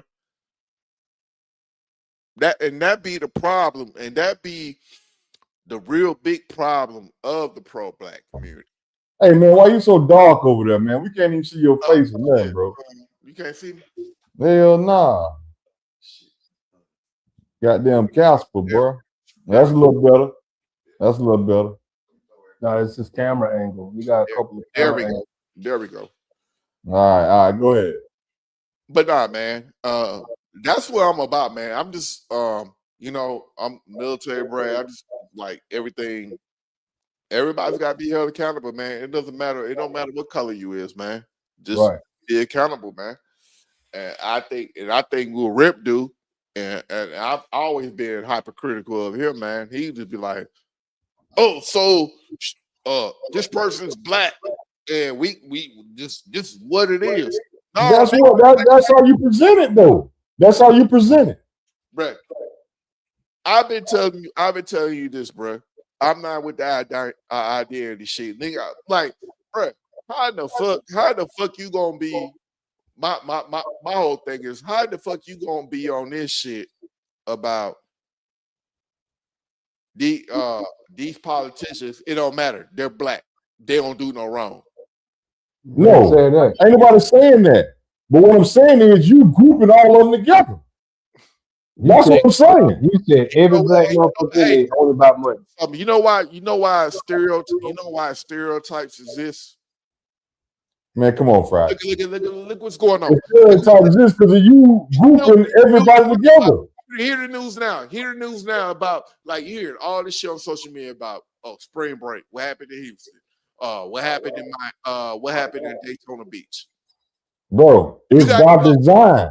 It's by design to show you black is wrong. It's by design. Let me tell you something. It's been that way since slavery. You got these are the nicknames. These are the nicknames for the black folks that gather. You call them the EBT community.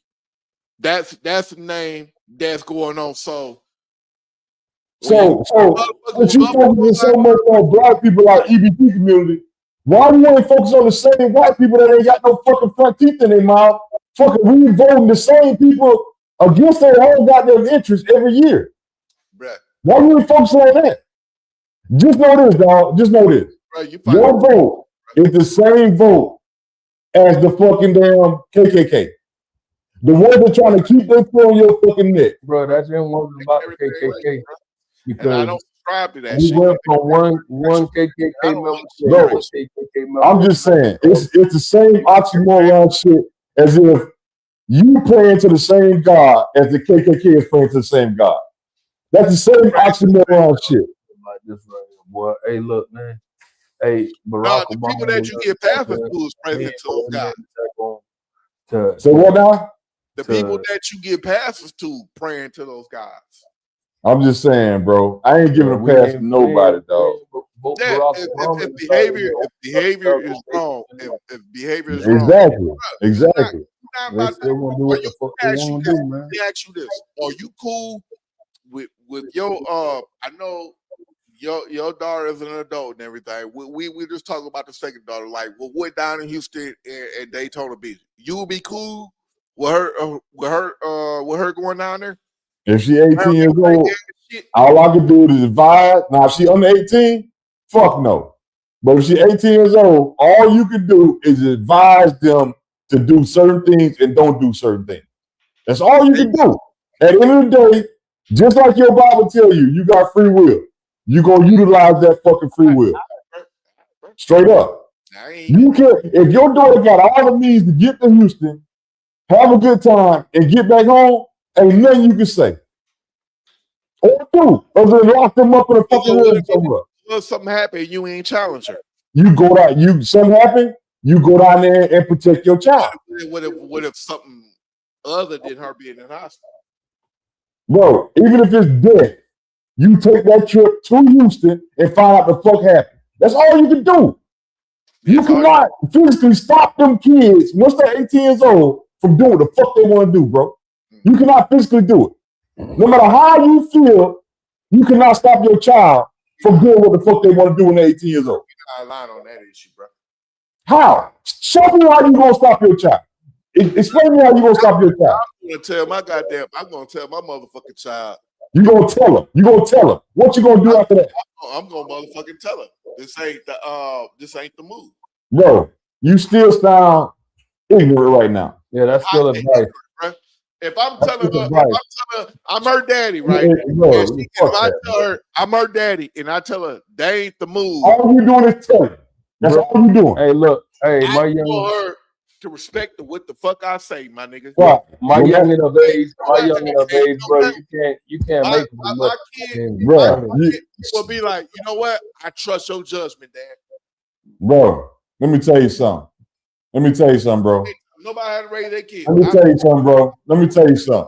When your child is 18, they got the money, they got the car, they got the will to do what the fuck they want to do.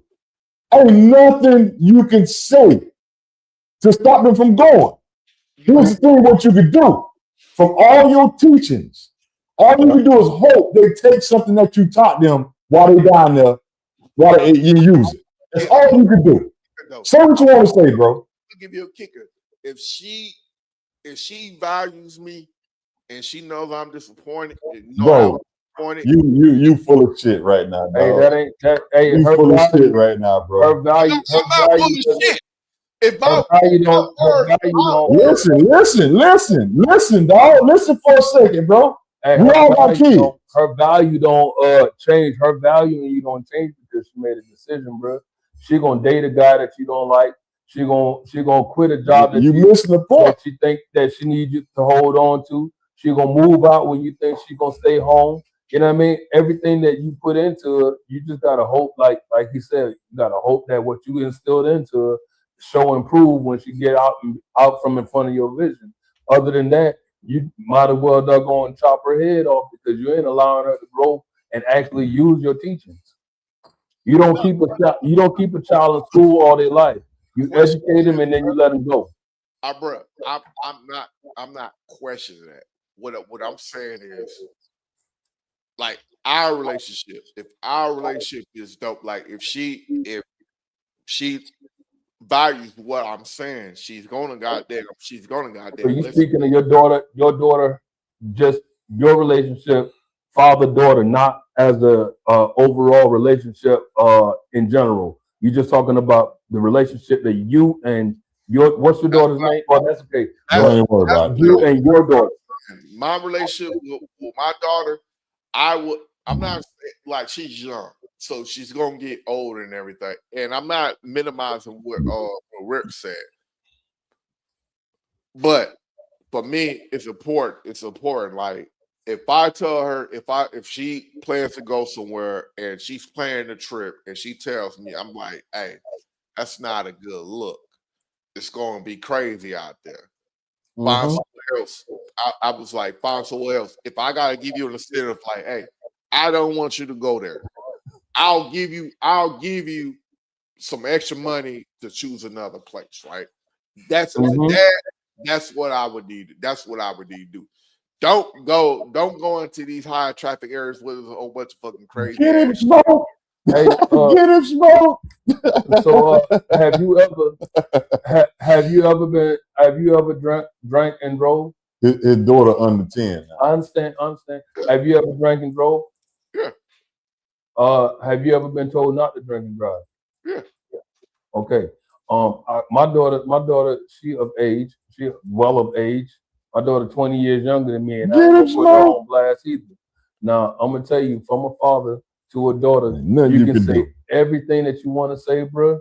But at a certain point, they're gonna make a decision. Why?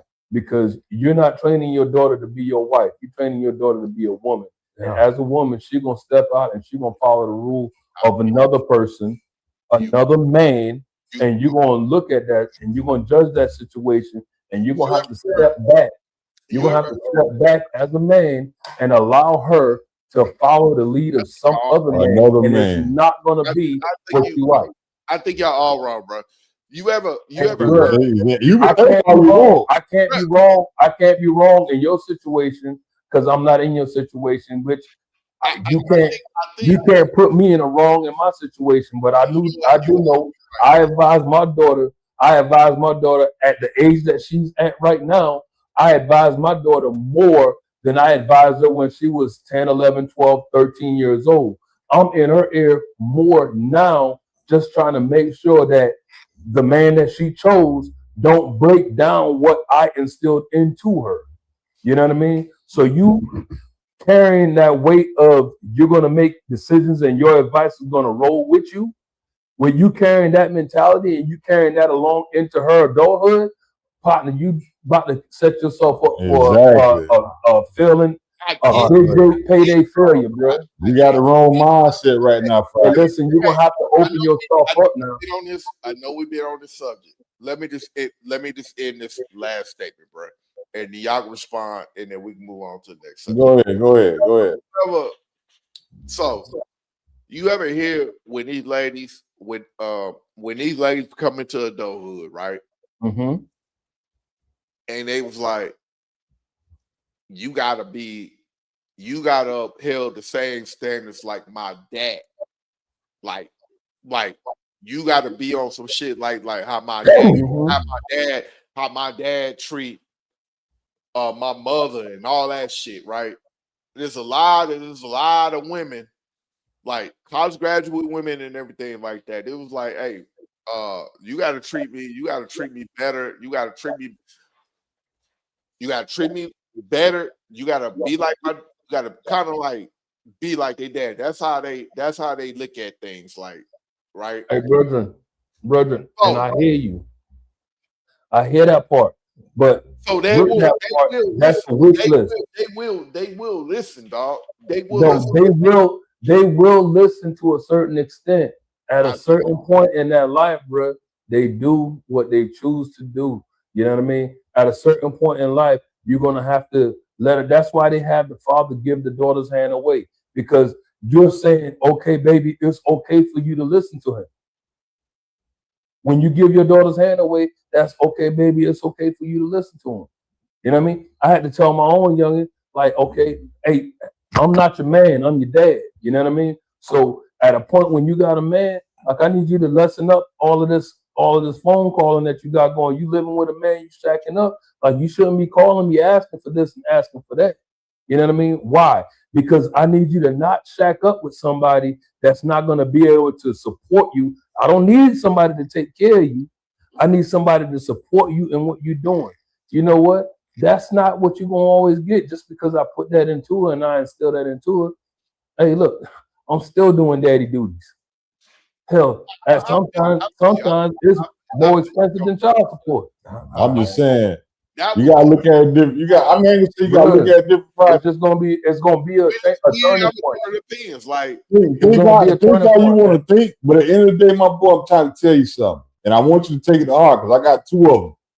I know one is Navy, one is college. But what I'm trying to tell you is, bro, only thing you can do is instill, teach, guide. That's the only thing you can do. Right.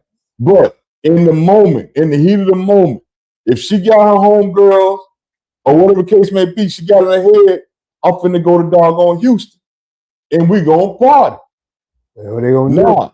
Only thing you can do as a father is talk to them on that ride down there and say, look, think about this. Make this. Be safe. Make your best decision, your best. Have your gun handy where you can shoot. You know what I'm saying? That's all you can do. Remember what daddy taught you. That's all you can do, Friday. Ain't no beating and shit. Outside of that, unless you with her and you go and kidnap her and put her in your truck and bring her back to the crib, there's nothing you can do. And if she reports you, your ass going to jail for kidnapping.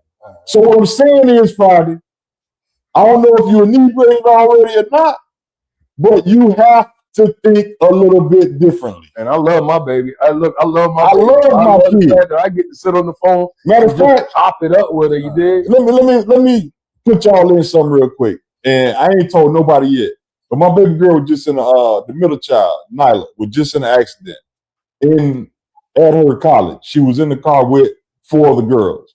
I don't know where they was going, but they was driving and somebody T-boned them. Damn. Hit the side of my daughter's side. So all I'm saying is, you don't know what's going on daily or what's going on in your kid's life unless you got them on FaceTime 24/7. Yeah, right. You feel me? Things gonna happen.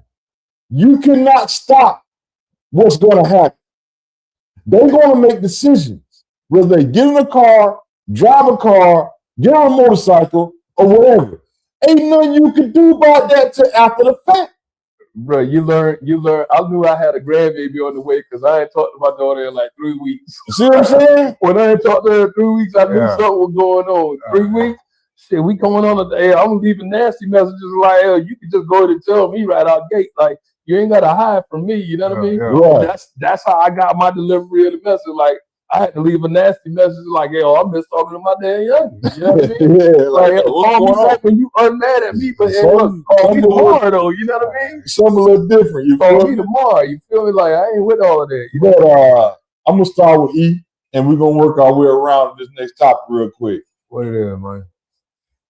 Gun ownership, and why should you or shouldn't you own them? I think you have. Hold on, E. Give me a second before you get cracking. Before you get cracking, dog. Go ahead. I think like you need like a mental check before you get a gun, to be honest. Because some motherfuckers crazy as fuck with guns. That's why a lot of shit be fucking up. Because these motherfuckers ain't right in their head and they own a gun. And they don't know how to control their emotions. They go off, I'm getting picked at school. Then you go in there and shoot that motherfucker up. I know they can't get no gun. They don't own no gun.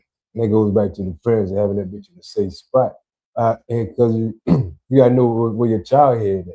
If you know where your child looks, like you'll know, okay, I can't keep this gun nowhere near this little motherfucker. But he gonna do something dangerous to somebody. You know, and I think you should have them if you know how to control it. If you know how to use them. Because it ain't just point. It is just point and shoot, but a lot of shit going on with it too, man. That's how I feel. Friday, I'm gonna go to you next, man. What's good? Then we're gonna come to Smoke. All right. So the gun ownership and why should you or should not own them, man. I think gun ownership is a right, man. You can own how many you want. I just think that we got to teach these. We got to teach these kids or people to properly know how to use them.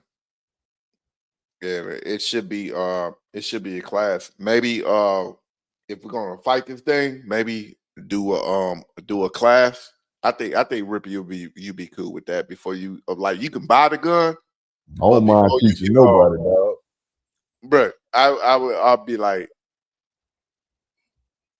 when you get the gun, and I'm trying to find a common ground. Before you pick that gun up, you gotta get that class. You know, take a class. You know, whatever, because guns, like when you're in the South, man, it's easily accessible, man. This is easy, man. As long as you ain't got shit on your background, man, you can get whatever you can get. So go ahead. I got something on that, but go ahead, Smoke. Man, when it comes down to gun ownership, hey, I'm an advocate for it. Just like my daughter, I love my babies. You know what I mean? And so when it comes down to it, I agree. Educating the young ones, but it's more than just educating the young ones on how to handle a gun. That is a necessity. How to handle it is a necessity. Before you put one in your hand, you gotta first teach them that this item will kill. Just like if I'm showing them how to drive, I educate them. I let them know riding the 4-wheeler. This will kill you. This right here is an end all say all. One mistake and you don't get what happens after this back. But before you educate them on all of that, you need to make sure that you educate your child on the value of having life, on the value of living with people and how to, how to navigate, other people's emotions, just like you gotta educate them how to drive for others. You know what I mean? And a gun is just as deadly as the front bumper of your car. And if you don't know how to properly manage either one, you can be just as dead as the person that you aim that car at. You know what I mean? You know what? I'm gonna make an educated guess, bro. I think 90% of all when it comes to gun violence, I think it's all bad aim. Bad aim? Not really. Bad aim. Not really. Not really bad aim. Putting an old magazine out of niggas before they hit them. Bad aim. Bad aim. Gun accident. Hey, Rip. Let me ask you this. Accidental death is bad aim. Hey, Rip. Let me ask you this, right? You know about guns. You educated and everything, right? You're gonna hit whatever you point that gun at. You're gonna hit, right? Mm-hmm. For the most part, depends on what gun you use. For the most part, yeah. So everybody's not skilled as you. But you said gun violence, though. You said I'm gun talking about violence. So when we see on TV or social media, Accidental these death. These kids get out there. They'll well, see a lot of them is spraying and praying is what you're trying to say. Yeah, bro.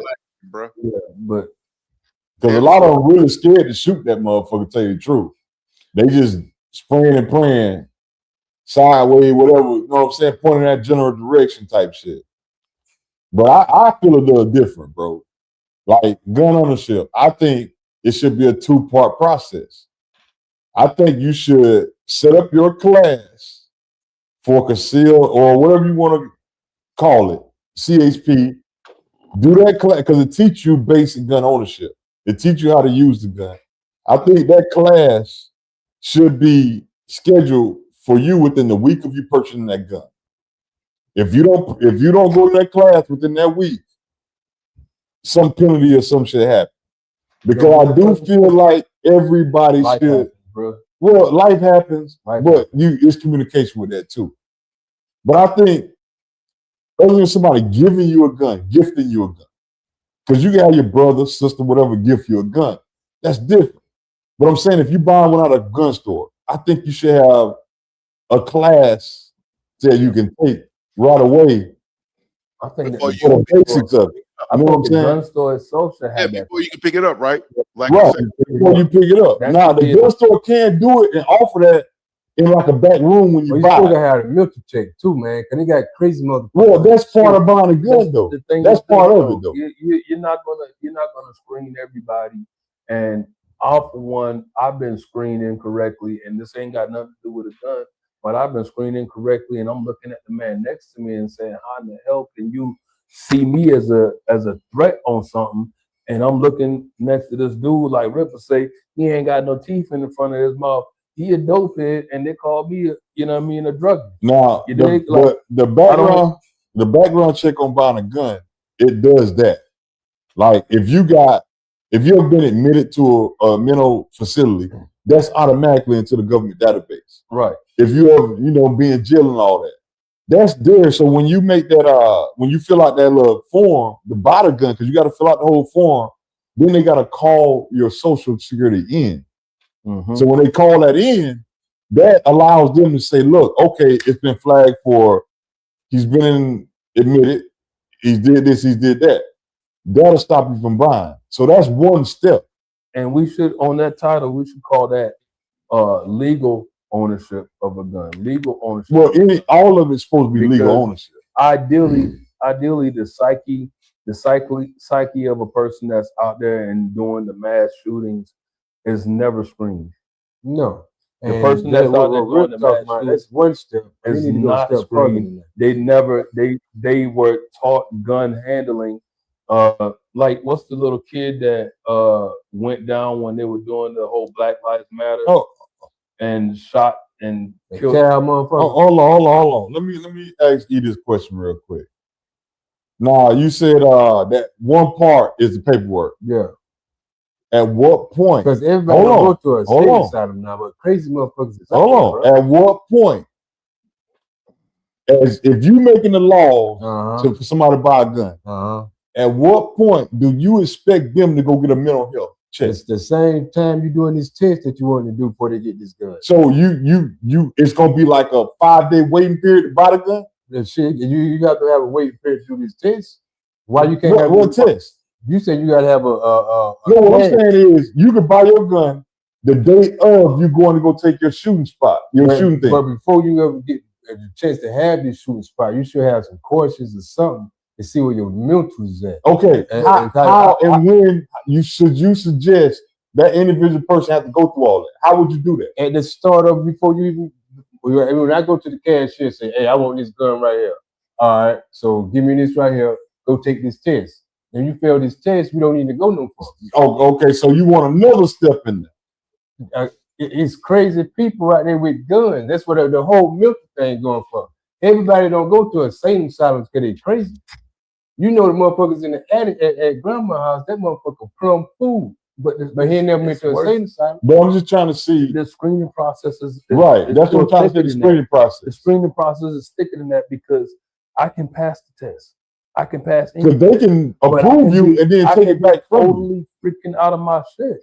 Like they got people running the country right now at different levels that should be properly fucking, you know what I mean, kicked out because they're not freaking mentally stable enough to do that shit. Like you seriously, and then it's also I already own a gun. This situation just drove me fucking insane. So now I'm crazy and deranged. You know what I mean? Because this situation drove me insane.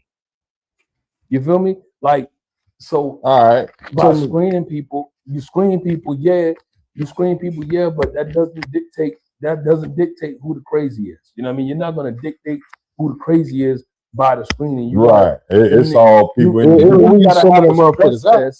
really has to be a stress test to see how you perform under pressure. You know what I mean? If it's going to be any type of screening, because at a certain point, stress, pressure busts a pipe. And you're going to see when the person that's been picked on in school, they called him crazy, but no, he was under that pressure and that pressure bust the pipe. Whatever triggered him mentally is the reason why he's at the school right now doing what he's doing. You know what I mean? And then 20 minutes after he did that shit, he's sorry for it. Yeah. You know what I mean? Does that make him crazy? No, that makes him completely sane. All right, we going too far, man. Come on back home. Man. But we got 2 more questions for tonight. But happy wife, happy life is that BS. But before we get to that, let me play this clip real quick. I think the term happy wife, happy life has a level of toxic attached to it because it definitely tosses aside how the husband feels. Mm-hmm. What we do in our household is happy house, happy spouse, happy spouse, happy house. Happy spouse, happy house. You know what I'm saying? But if we want to have a happy house, we're going to have a happy spouse. That's how you do that. I prioritize my husband's mental health and his needs and his wants just as much as he prioritizes my mental health and my needs and my wants. And I think that's how you show up in a healthy relationship. I mean, to be honest, in all fairness, I do think happy wife, happy life is a great thing, literally. Mm-hmm. Yes. I mean by legit like if words. She's actually happy. No. I mean by legit words. If she's happy, if she's actually happy, then you'll have a happy life. Okay. Right? Yeah. But what ends up happening is we get blurred because there are people that take that context and says, hey, that means devotion. Oh, no, that means I come first. Or they say, apply it to this situation. Okay, cool. So you, so you wanted to go out with your boys tonight, but your wife said, no, I wanted to stay in and watch Netflix. Oh, happy wife, happy life. Sorry, guys, I can't go hang out with y'all. So it's constantly you putting yourself on the It's unreasonable sacrifices. And that's what there's no balance for your own happiness at that point.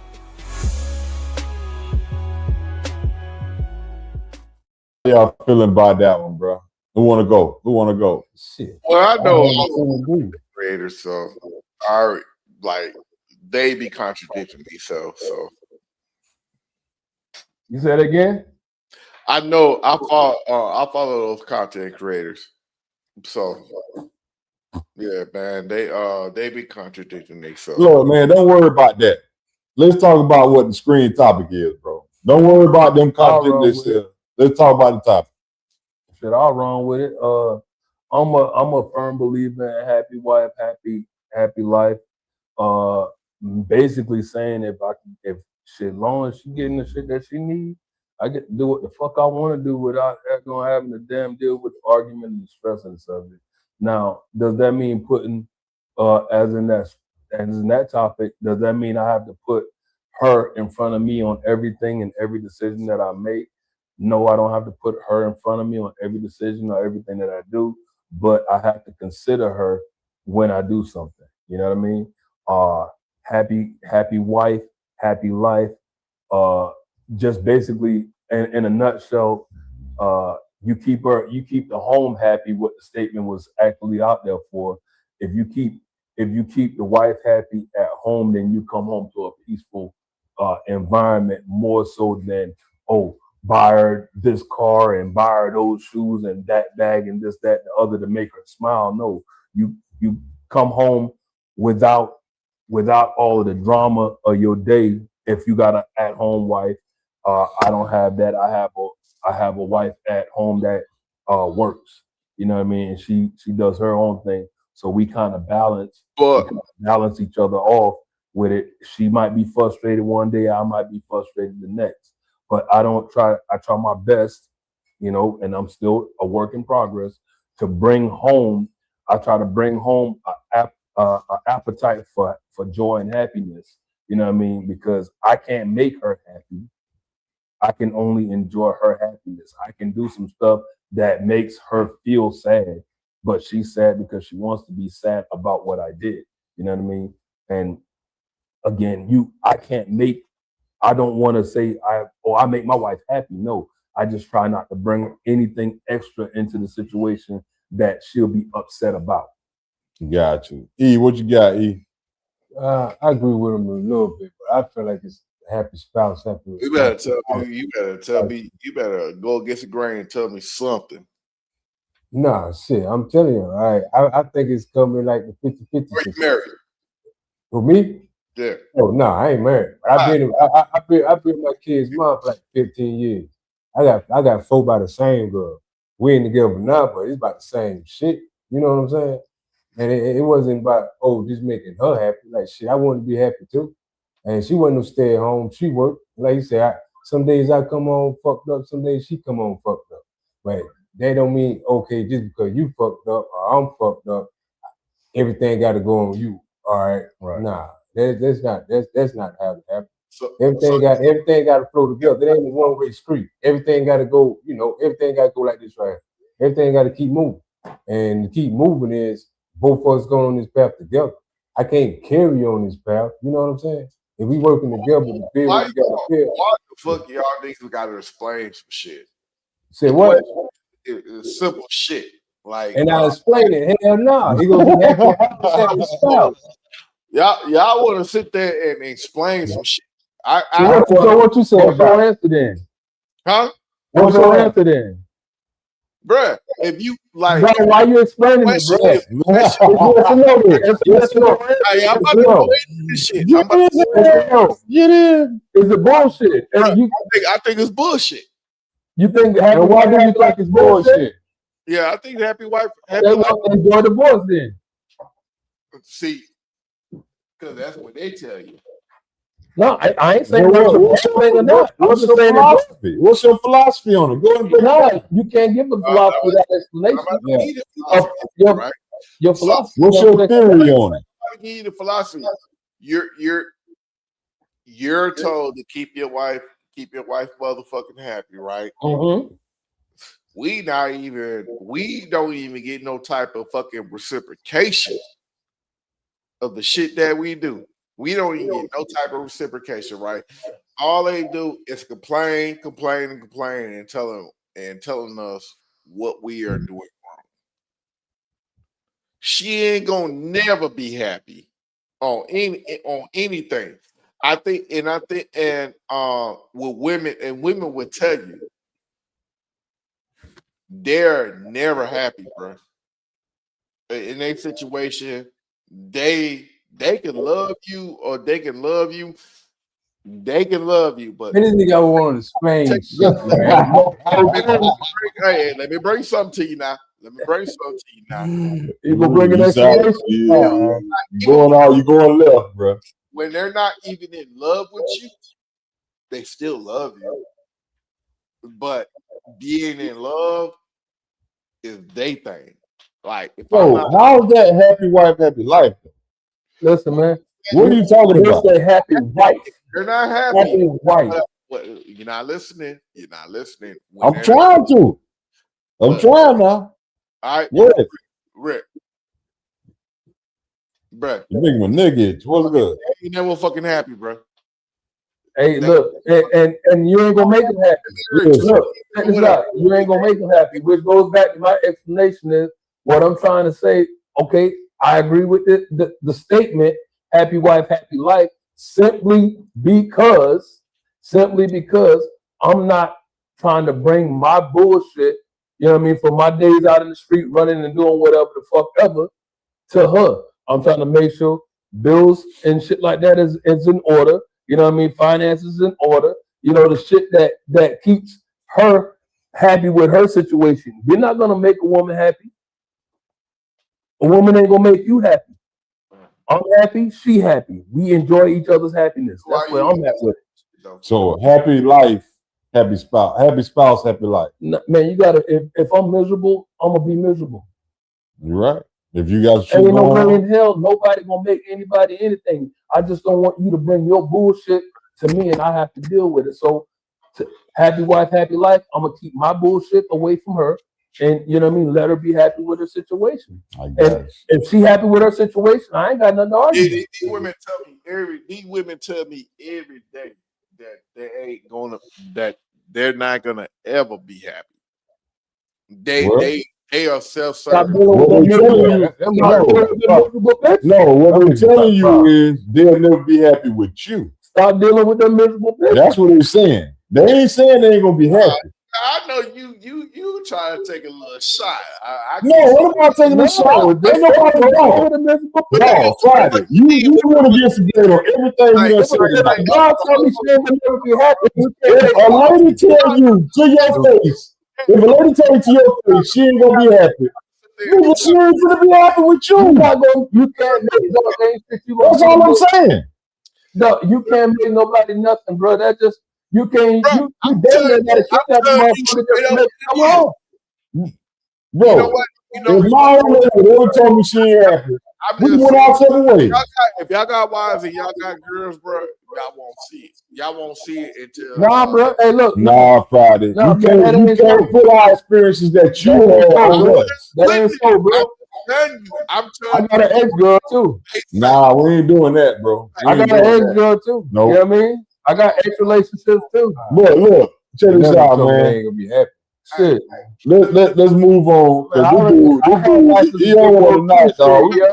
We gonna have to work on Friday. We gonna work on you, bro. But look, let's go to the next one, my boy. The next one, this the last one, and we out of here, man. We out of here. What do women sacrifice? Since we talking about happy life, but we can't really answer that question because there ain't no woman here. Yeah, we can't answer that question. That's what I was like. Because when I put it up there, we had Martha, and Martha said she was gonna be here. So she couldn't be here. She had to work. But Friday answered though. He ain't no woman. Friday answered now, but he ain't no woman. Check this out. There you go. Answer what he feels. Go ahead, Friday. You on one already? Go ahead. All right, bro. All right. So if a woman says she sacrificed a lot, right? What has a woman really sacrificed? For her life to say she sacrificed whatever she did to get what she is. All right. She sacrificed marriage. All right. Hold on real quick. She sacrificed marriage. She sacrificed kids. And she's still blaming the world. And she throwing up what she fucking sacrificed, right? That don't make no sense, right? Okay, can you go back to where you are? Hold on. Like, hold on real quick, right? So you have women that sit here and have three or four fucking kids, and they say they sacrifice. Yeah, I get you. Yeah, you sacrifice some shit. You chose to have kids, whatever, and you sacrifice. You can be following everybody doing what they do, but you made that choice to have fucking kids. So had you sacrificed, right? So you sacrifice having kids when you could have made that nigga strap the fuck up. There's a lot of for women, there's a lot of preventive measures that's out there for you. Well, I'll tell you what man is, right? a lot of times a man got to sacrifice his happiness. This is real sacrifices. A man really got to sacrifice his happiness and do what he do because he made a choice. He made a choice to be with this woman, and he might have kids, everything like that. Like a man can sacrifice like his social circles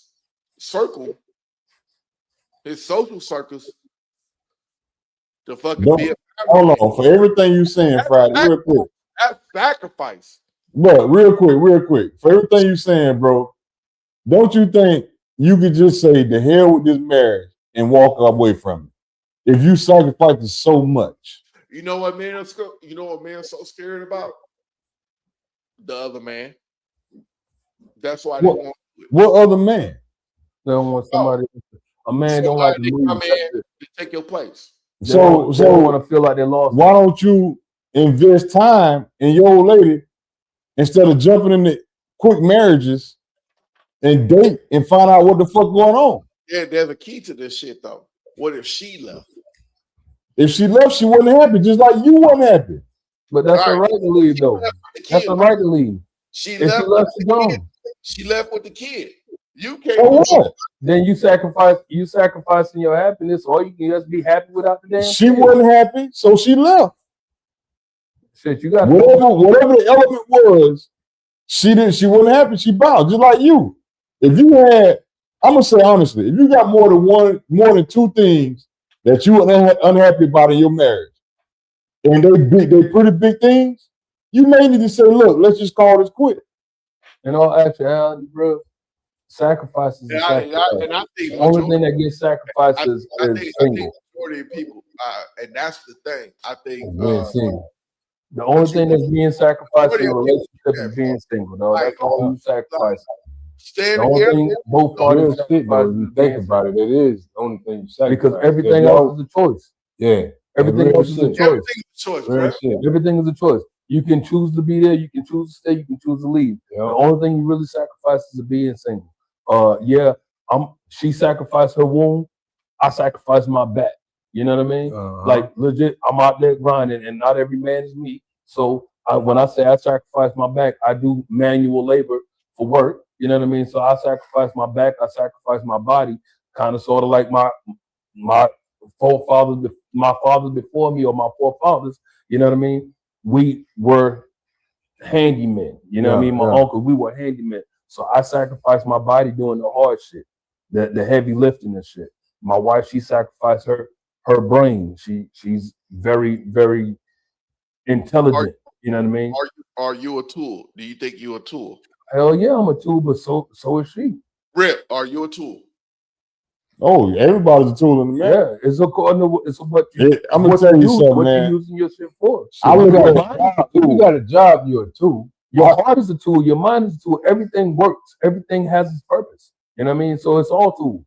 I see it differently, bro. Like, I feel like if you sit here and you try to build something, it's things called boundaries. It's things called, what are you going to do in this marriage? What I'm going to do in this marriage. If you sit here and say, look, I don't want you to work, I just want you to take care of the home front. Meaning everything inside the house. That's her job now. Right. Now, and you take on everything outside the house, car, yard, whatever outside the house, you take it on. Y'all set those boundaries and those guidelines before you tie the knot. Mm-hmm. If you tie the knot before, without setting all this stuff in place, then you set yourself up for failure. Because all you're doing is getting your needs fulfilled sexually, and you got somebody there. That's all you're doing. You don't have somebody say, look, I'm coming home to a home-cooked meal. I'm coming home to a clean house. I'm coming home to clean clothes. You ain't set that boundary up. So when you get tied down and you look 5-6 months down the line, you trying to say, look, why the hell you ain't washing clothes? Dog, why you ain't take my car to get the oil change? Or why you ain't do the oil change? Or why you don't know how to change a tire? You know, it's things like that the conversation have to be had before you get married, not after. So if you're doing all this shit here, having these shotgun weddings, 6 months, 3 months, and you're going to get married, you setting yourself up for failure because you don't know that person. But it ain't always a failure. You know what I mean? Sometimes you get to know each other in marriage. That's what the fuck is. It don't matter marriage or anything. Like you can come when you know what I mean? Relationship. The question is, what do women sacrifice? For real, we as men, we gonna look for the baddest thing smoking, dog. And we actually end up getting that smoke. We look for the baddest thing smoking and end up getting that smoke, man. And these women ain't even have no shame in their motherfucking game, nigga, about using a dude and trying to get. I don't know how y'all fish, boy. Hey, look, I like to put regular bait on my shit. I don't do no. I'm fishing. If I have to go out there, I'm fishing for a dry phone. That's what I'm fishing for. A dry phone. A dry phone. That's what I'm fishing for. The hell is a dry phone? Ain't nobody else in there. Man, that's what I'm fishing for. If I can't find that, I'm telling you. And this is me if I ever get a divorce, right? You got a special bait. If I ever get divorced, I'm telling you, it's gonna have to be a unique motherfucker to get me again to marry me. Man, I'm just letting you know, bro. It's gonna be a unique motherfucker, bro. You talking that getting divorced, I'll be honest with you. You ain't ready for that. I'm just saying. Hey, look, say what you call it, what you want to call it. I'm telling you not built. I'm letting you know. Nigga. I'll be single till I got to leave this motherfucker. I go to my corner. We reconvene in the middle, bro. I guess I'm not. I ain't gonna argue with you. I ain't even arguing with you. Because in all actuality, you just trying to make a joke. In all actuality, man, like the question is simple. What do they sacrifice? They sacrifice being single to be stuck with your ass. Your stinking farting ass in the middle of the night, just like I gotta deal with her stinking farting ass. I mean, if not, I sleep in that cold motherfucking bed by myself. So we sacrifice the same things. Well, we sacrifice the same everything else is binding. Not gonna. I'm gonna tell you though, one thing, bro. Not gonna win the argument. Women. Go ahead, Fry. We're not gonna win the argument, bro. I'm just saying. Yeah, it ain't an argument. It's an opinion. I feel like people really need to ask every question they can ask before they get married, bro.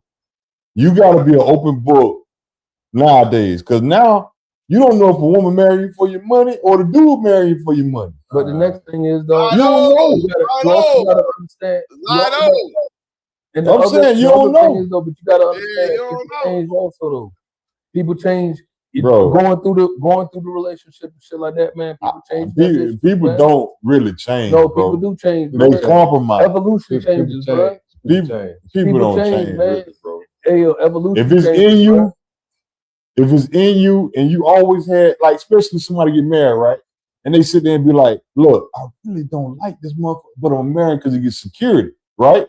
Yeah. Yes, people do that, right? Yeah, some people. 5-10 years down the line, you like, I can't get over this shit no more. Nah, but sometimes people do change because they might have married for security. But and 5 years down the line, they love each other. No, I don't believe that.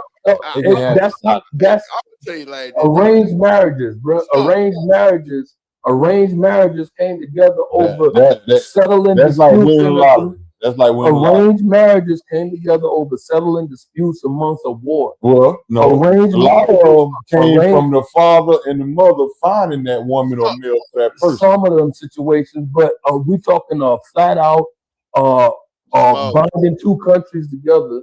That happens, and people end up growing up on fault. I'm gonna ask you this question before we. I'm gonna smoke this shit, right? Go ahead, shoot it. You in? Do you think you can leave your situation free and clear?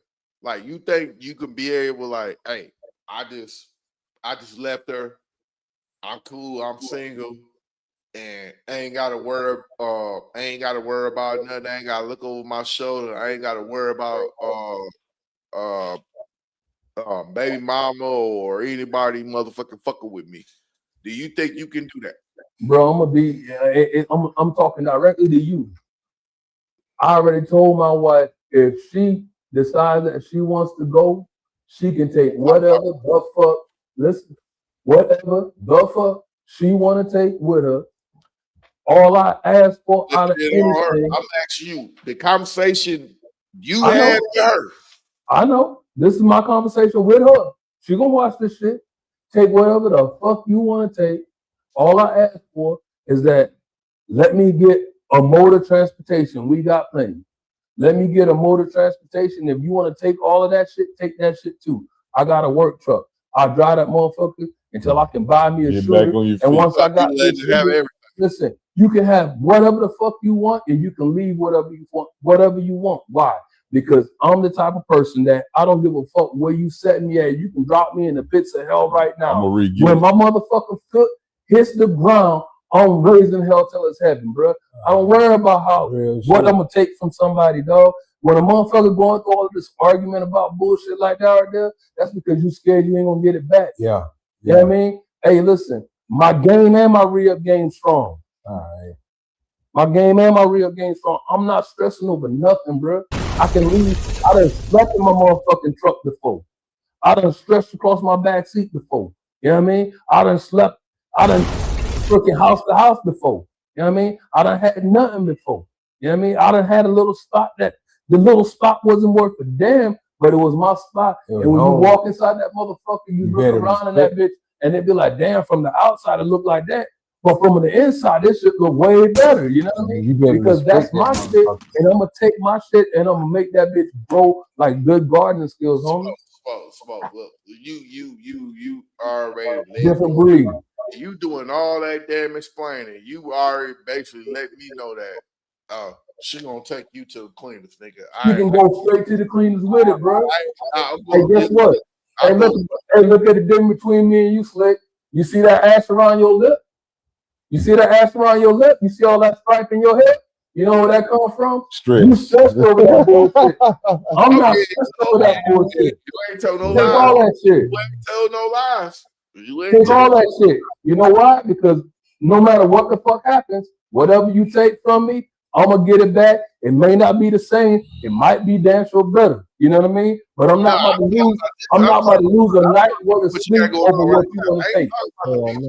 Take all that shit. I'll help you go with that shit. I'm just telling you about what's going on right now. Hey, Ripper. Yeah. What about you? What's up? You heard what I say. You heard ask the damn question. What question you asked? If she leave? Hey, if she leave, look, I'm gonna be honest with you. Take it off. Fuck, I need that shit for. If I'm making a pay, like say, that's why I did what I did when I get vehicles. If it's for her, I make her put her name on the vehicle, I pay for it. If it's mine, I put my name on the vehicle, I pay for it. That way, at the end of the day, you decide to bounce. Whatever you decide to take, or you kick me out, I'm gonna pack up what I can pack up, and I'm gonna start over. I'm good. You gotta start over. I'm good. I'm not worried about what's going on after you kick me out.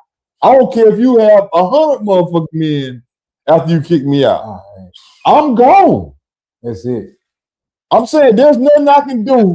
That's what you gotta do. I'm gone. And crying about that shit she take ain't gonna do shit.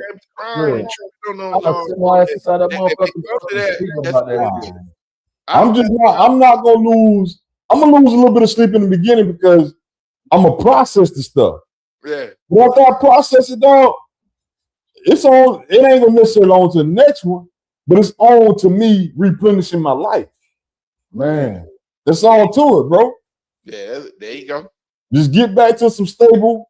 Get back to that money. And you good, dog. Just sit back. Because one thing, unless you're a weak individual, you never gonna get that back. You're gonna be broke, bro. But if you got some heart and some dedication, you can bounce back straight up. Bro, I'll be honest with you. That's crazy though. That's why I was talking about Smoke, man. When you heavily invested, dog. I'm heavily invested, bro. That's a little bit hard, bro. Bro, I'm heavily invested, bro. But that shit don't define me though. That investment don't even define me. You know what I mean? I can't let a piece of land or a piece of house or a car or some shit define who the fuck I am. Bro, I am me, bro. I brought that shit to the table. That's the one thing. That's the one thing at the table she can't take, and she can't take me away from the table. If she leave me, she still left me here. You know what I mean? And I'm gonna get it how I fucking got it. Bro, it ain't nothing that she can take from me that'll make me hate her guts. I put it like that. Take it all. Real nigga shit. Take it all. It ain't nothing that she can take from me that'll make me hate her guts. Hell no. Yeah. Outside of you killing my kid or some shit. Outside of you killing my kid. That's a whole nother. Yo, look, man.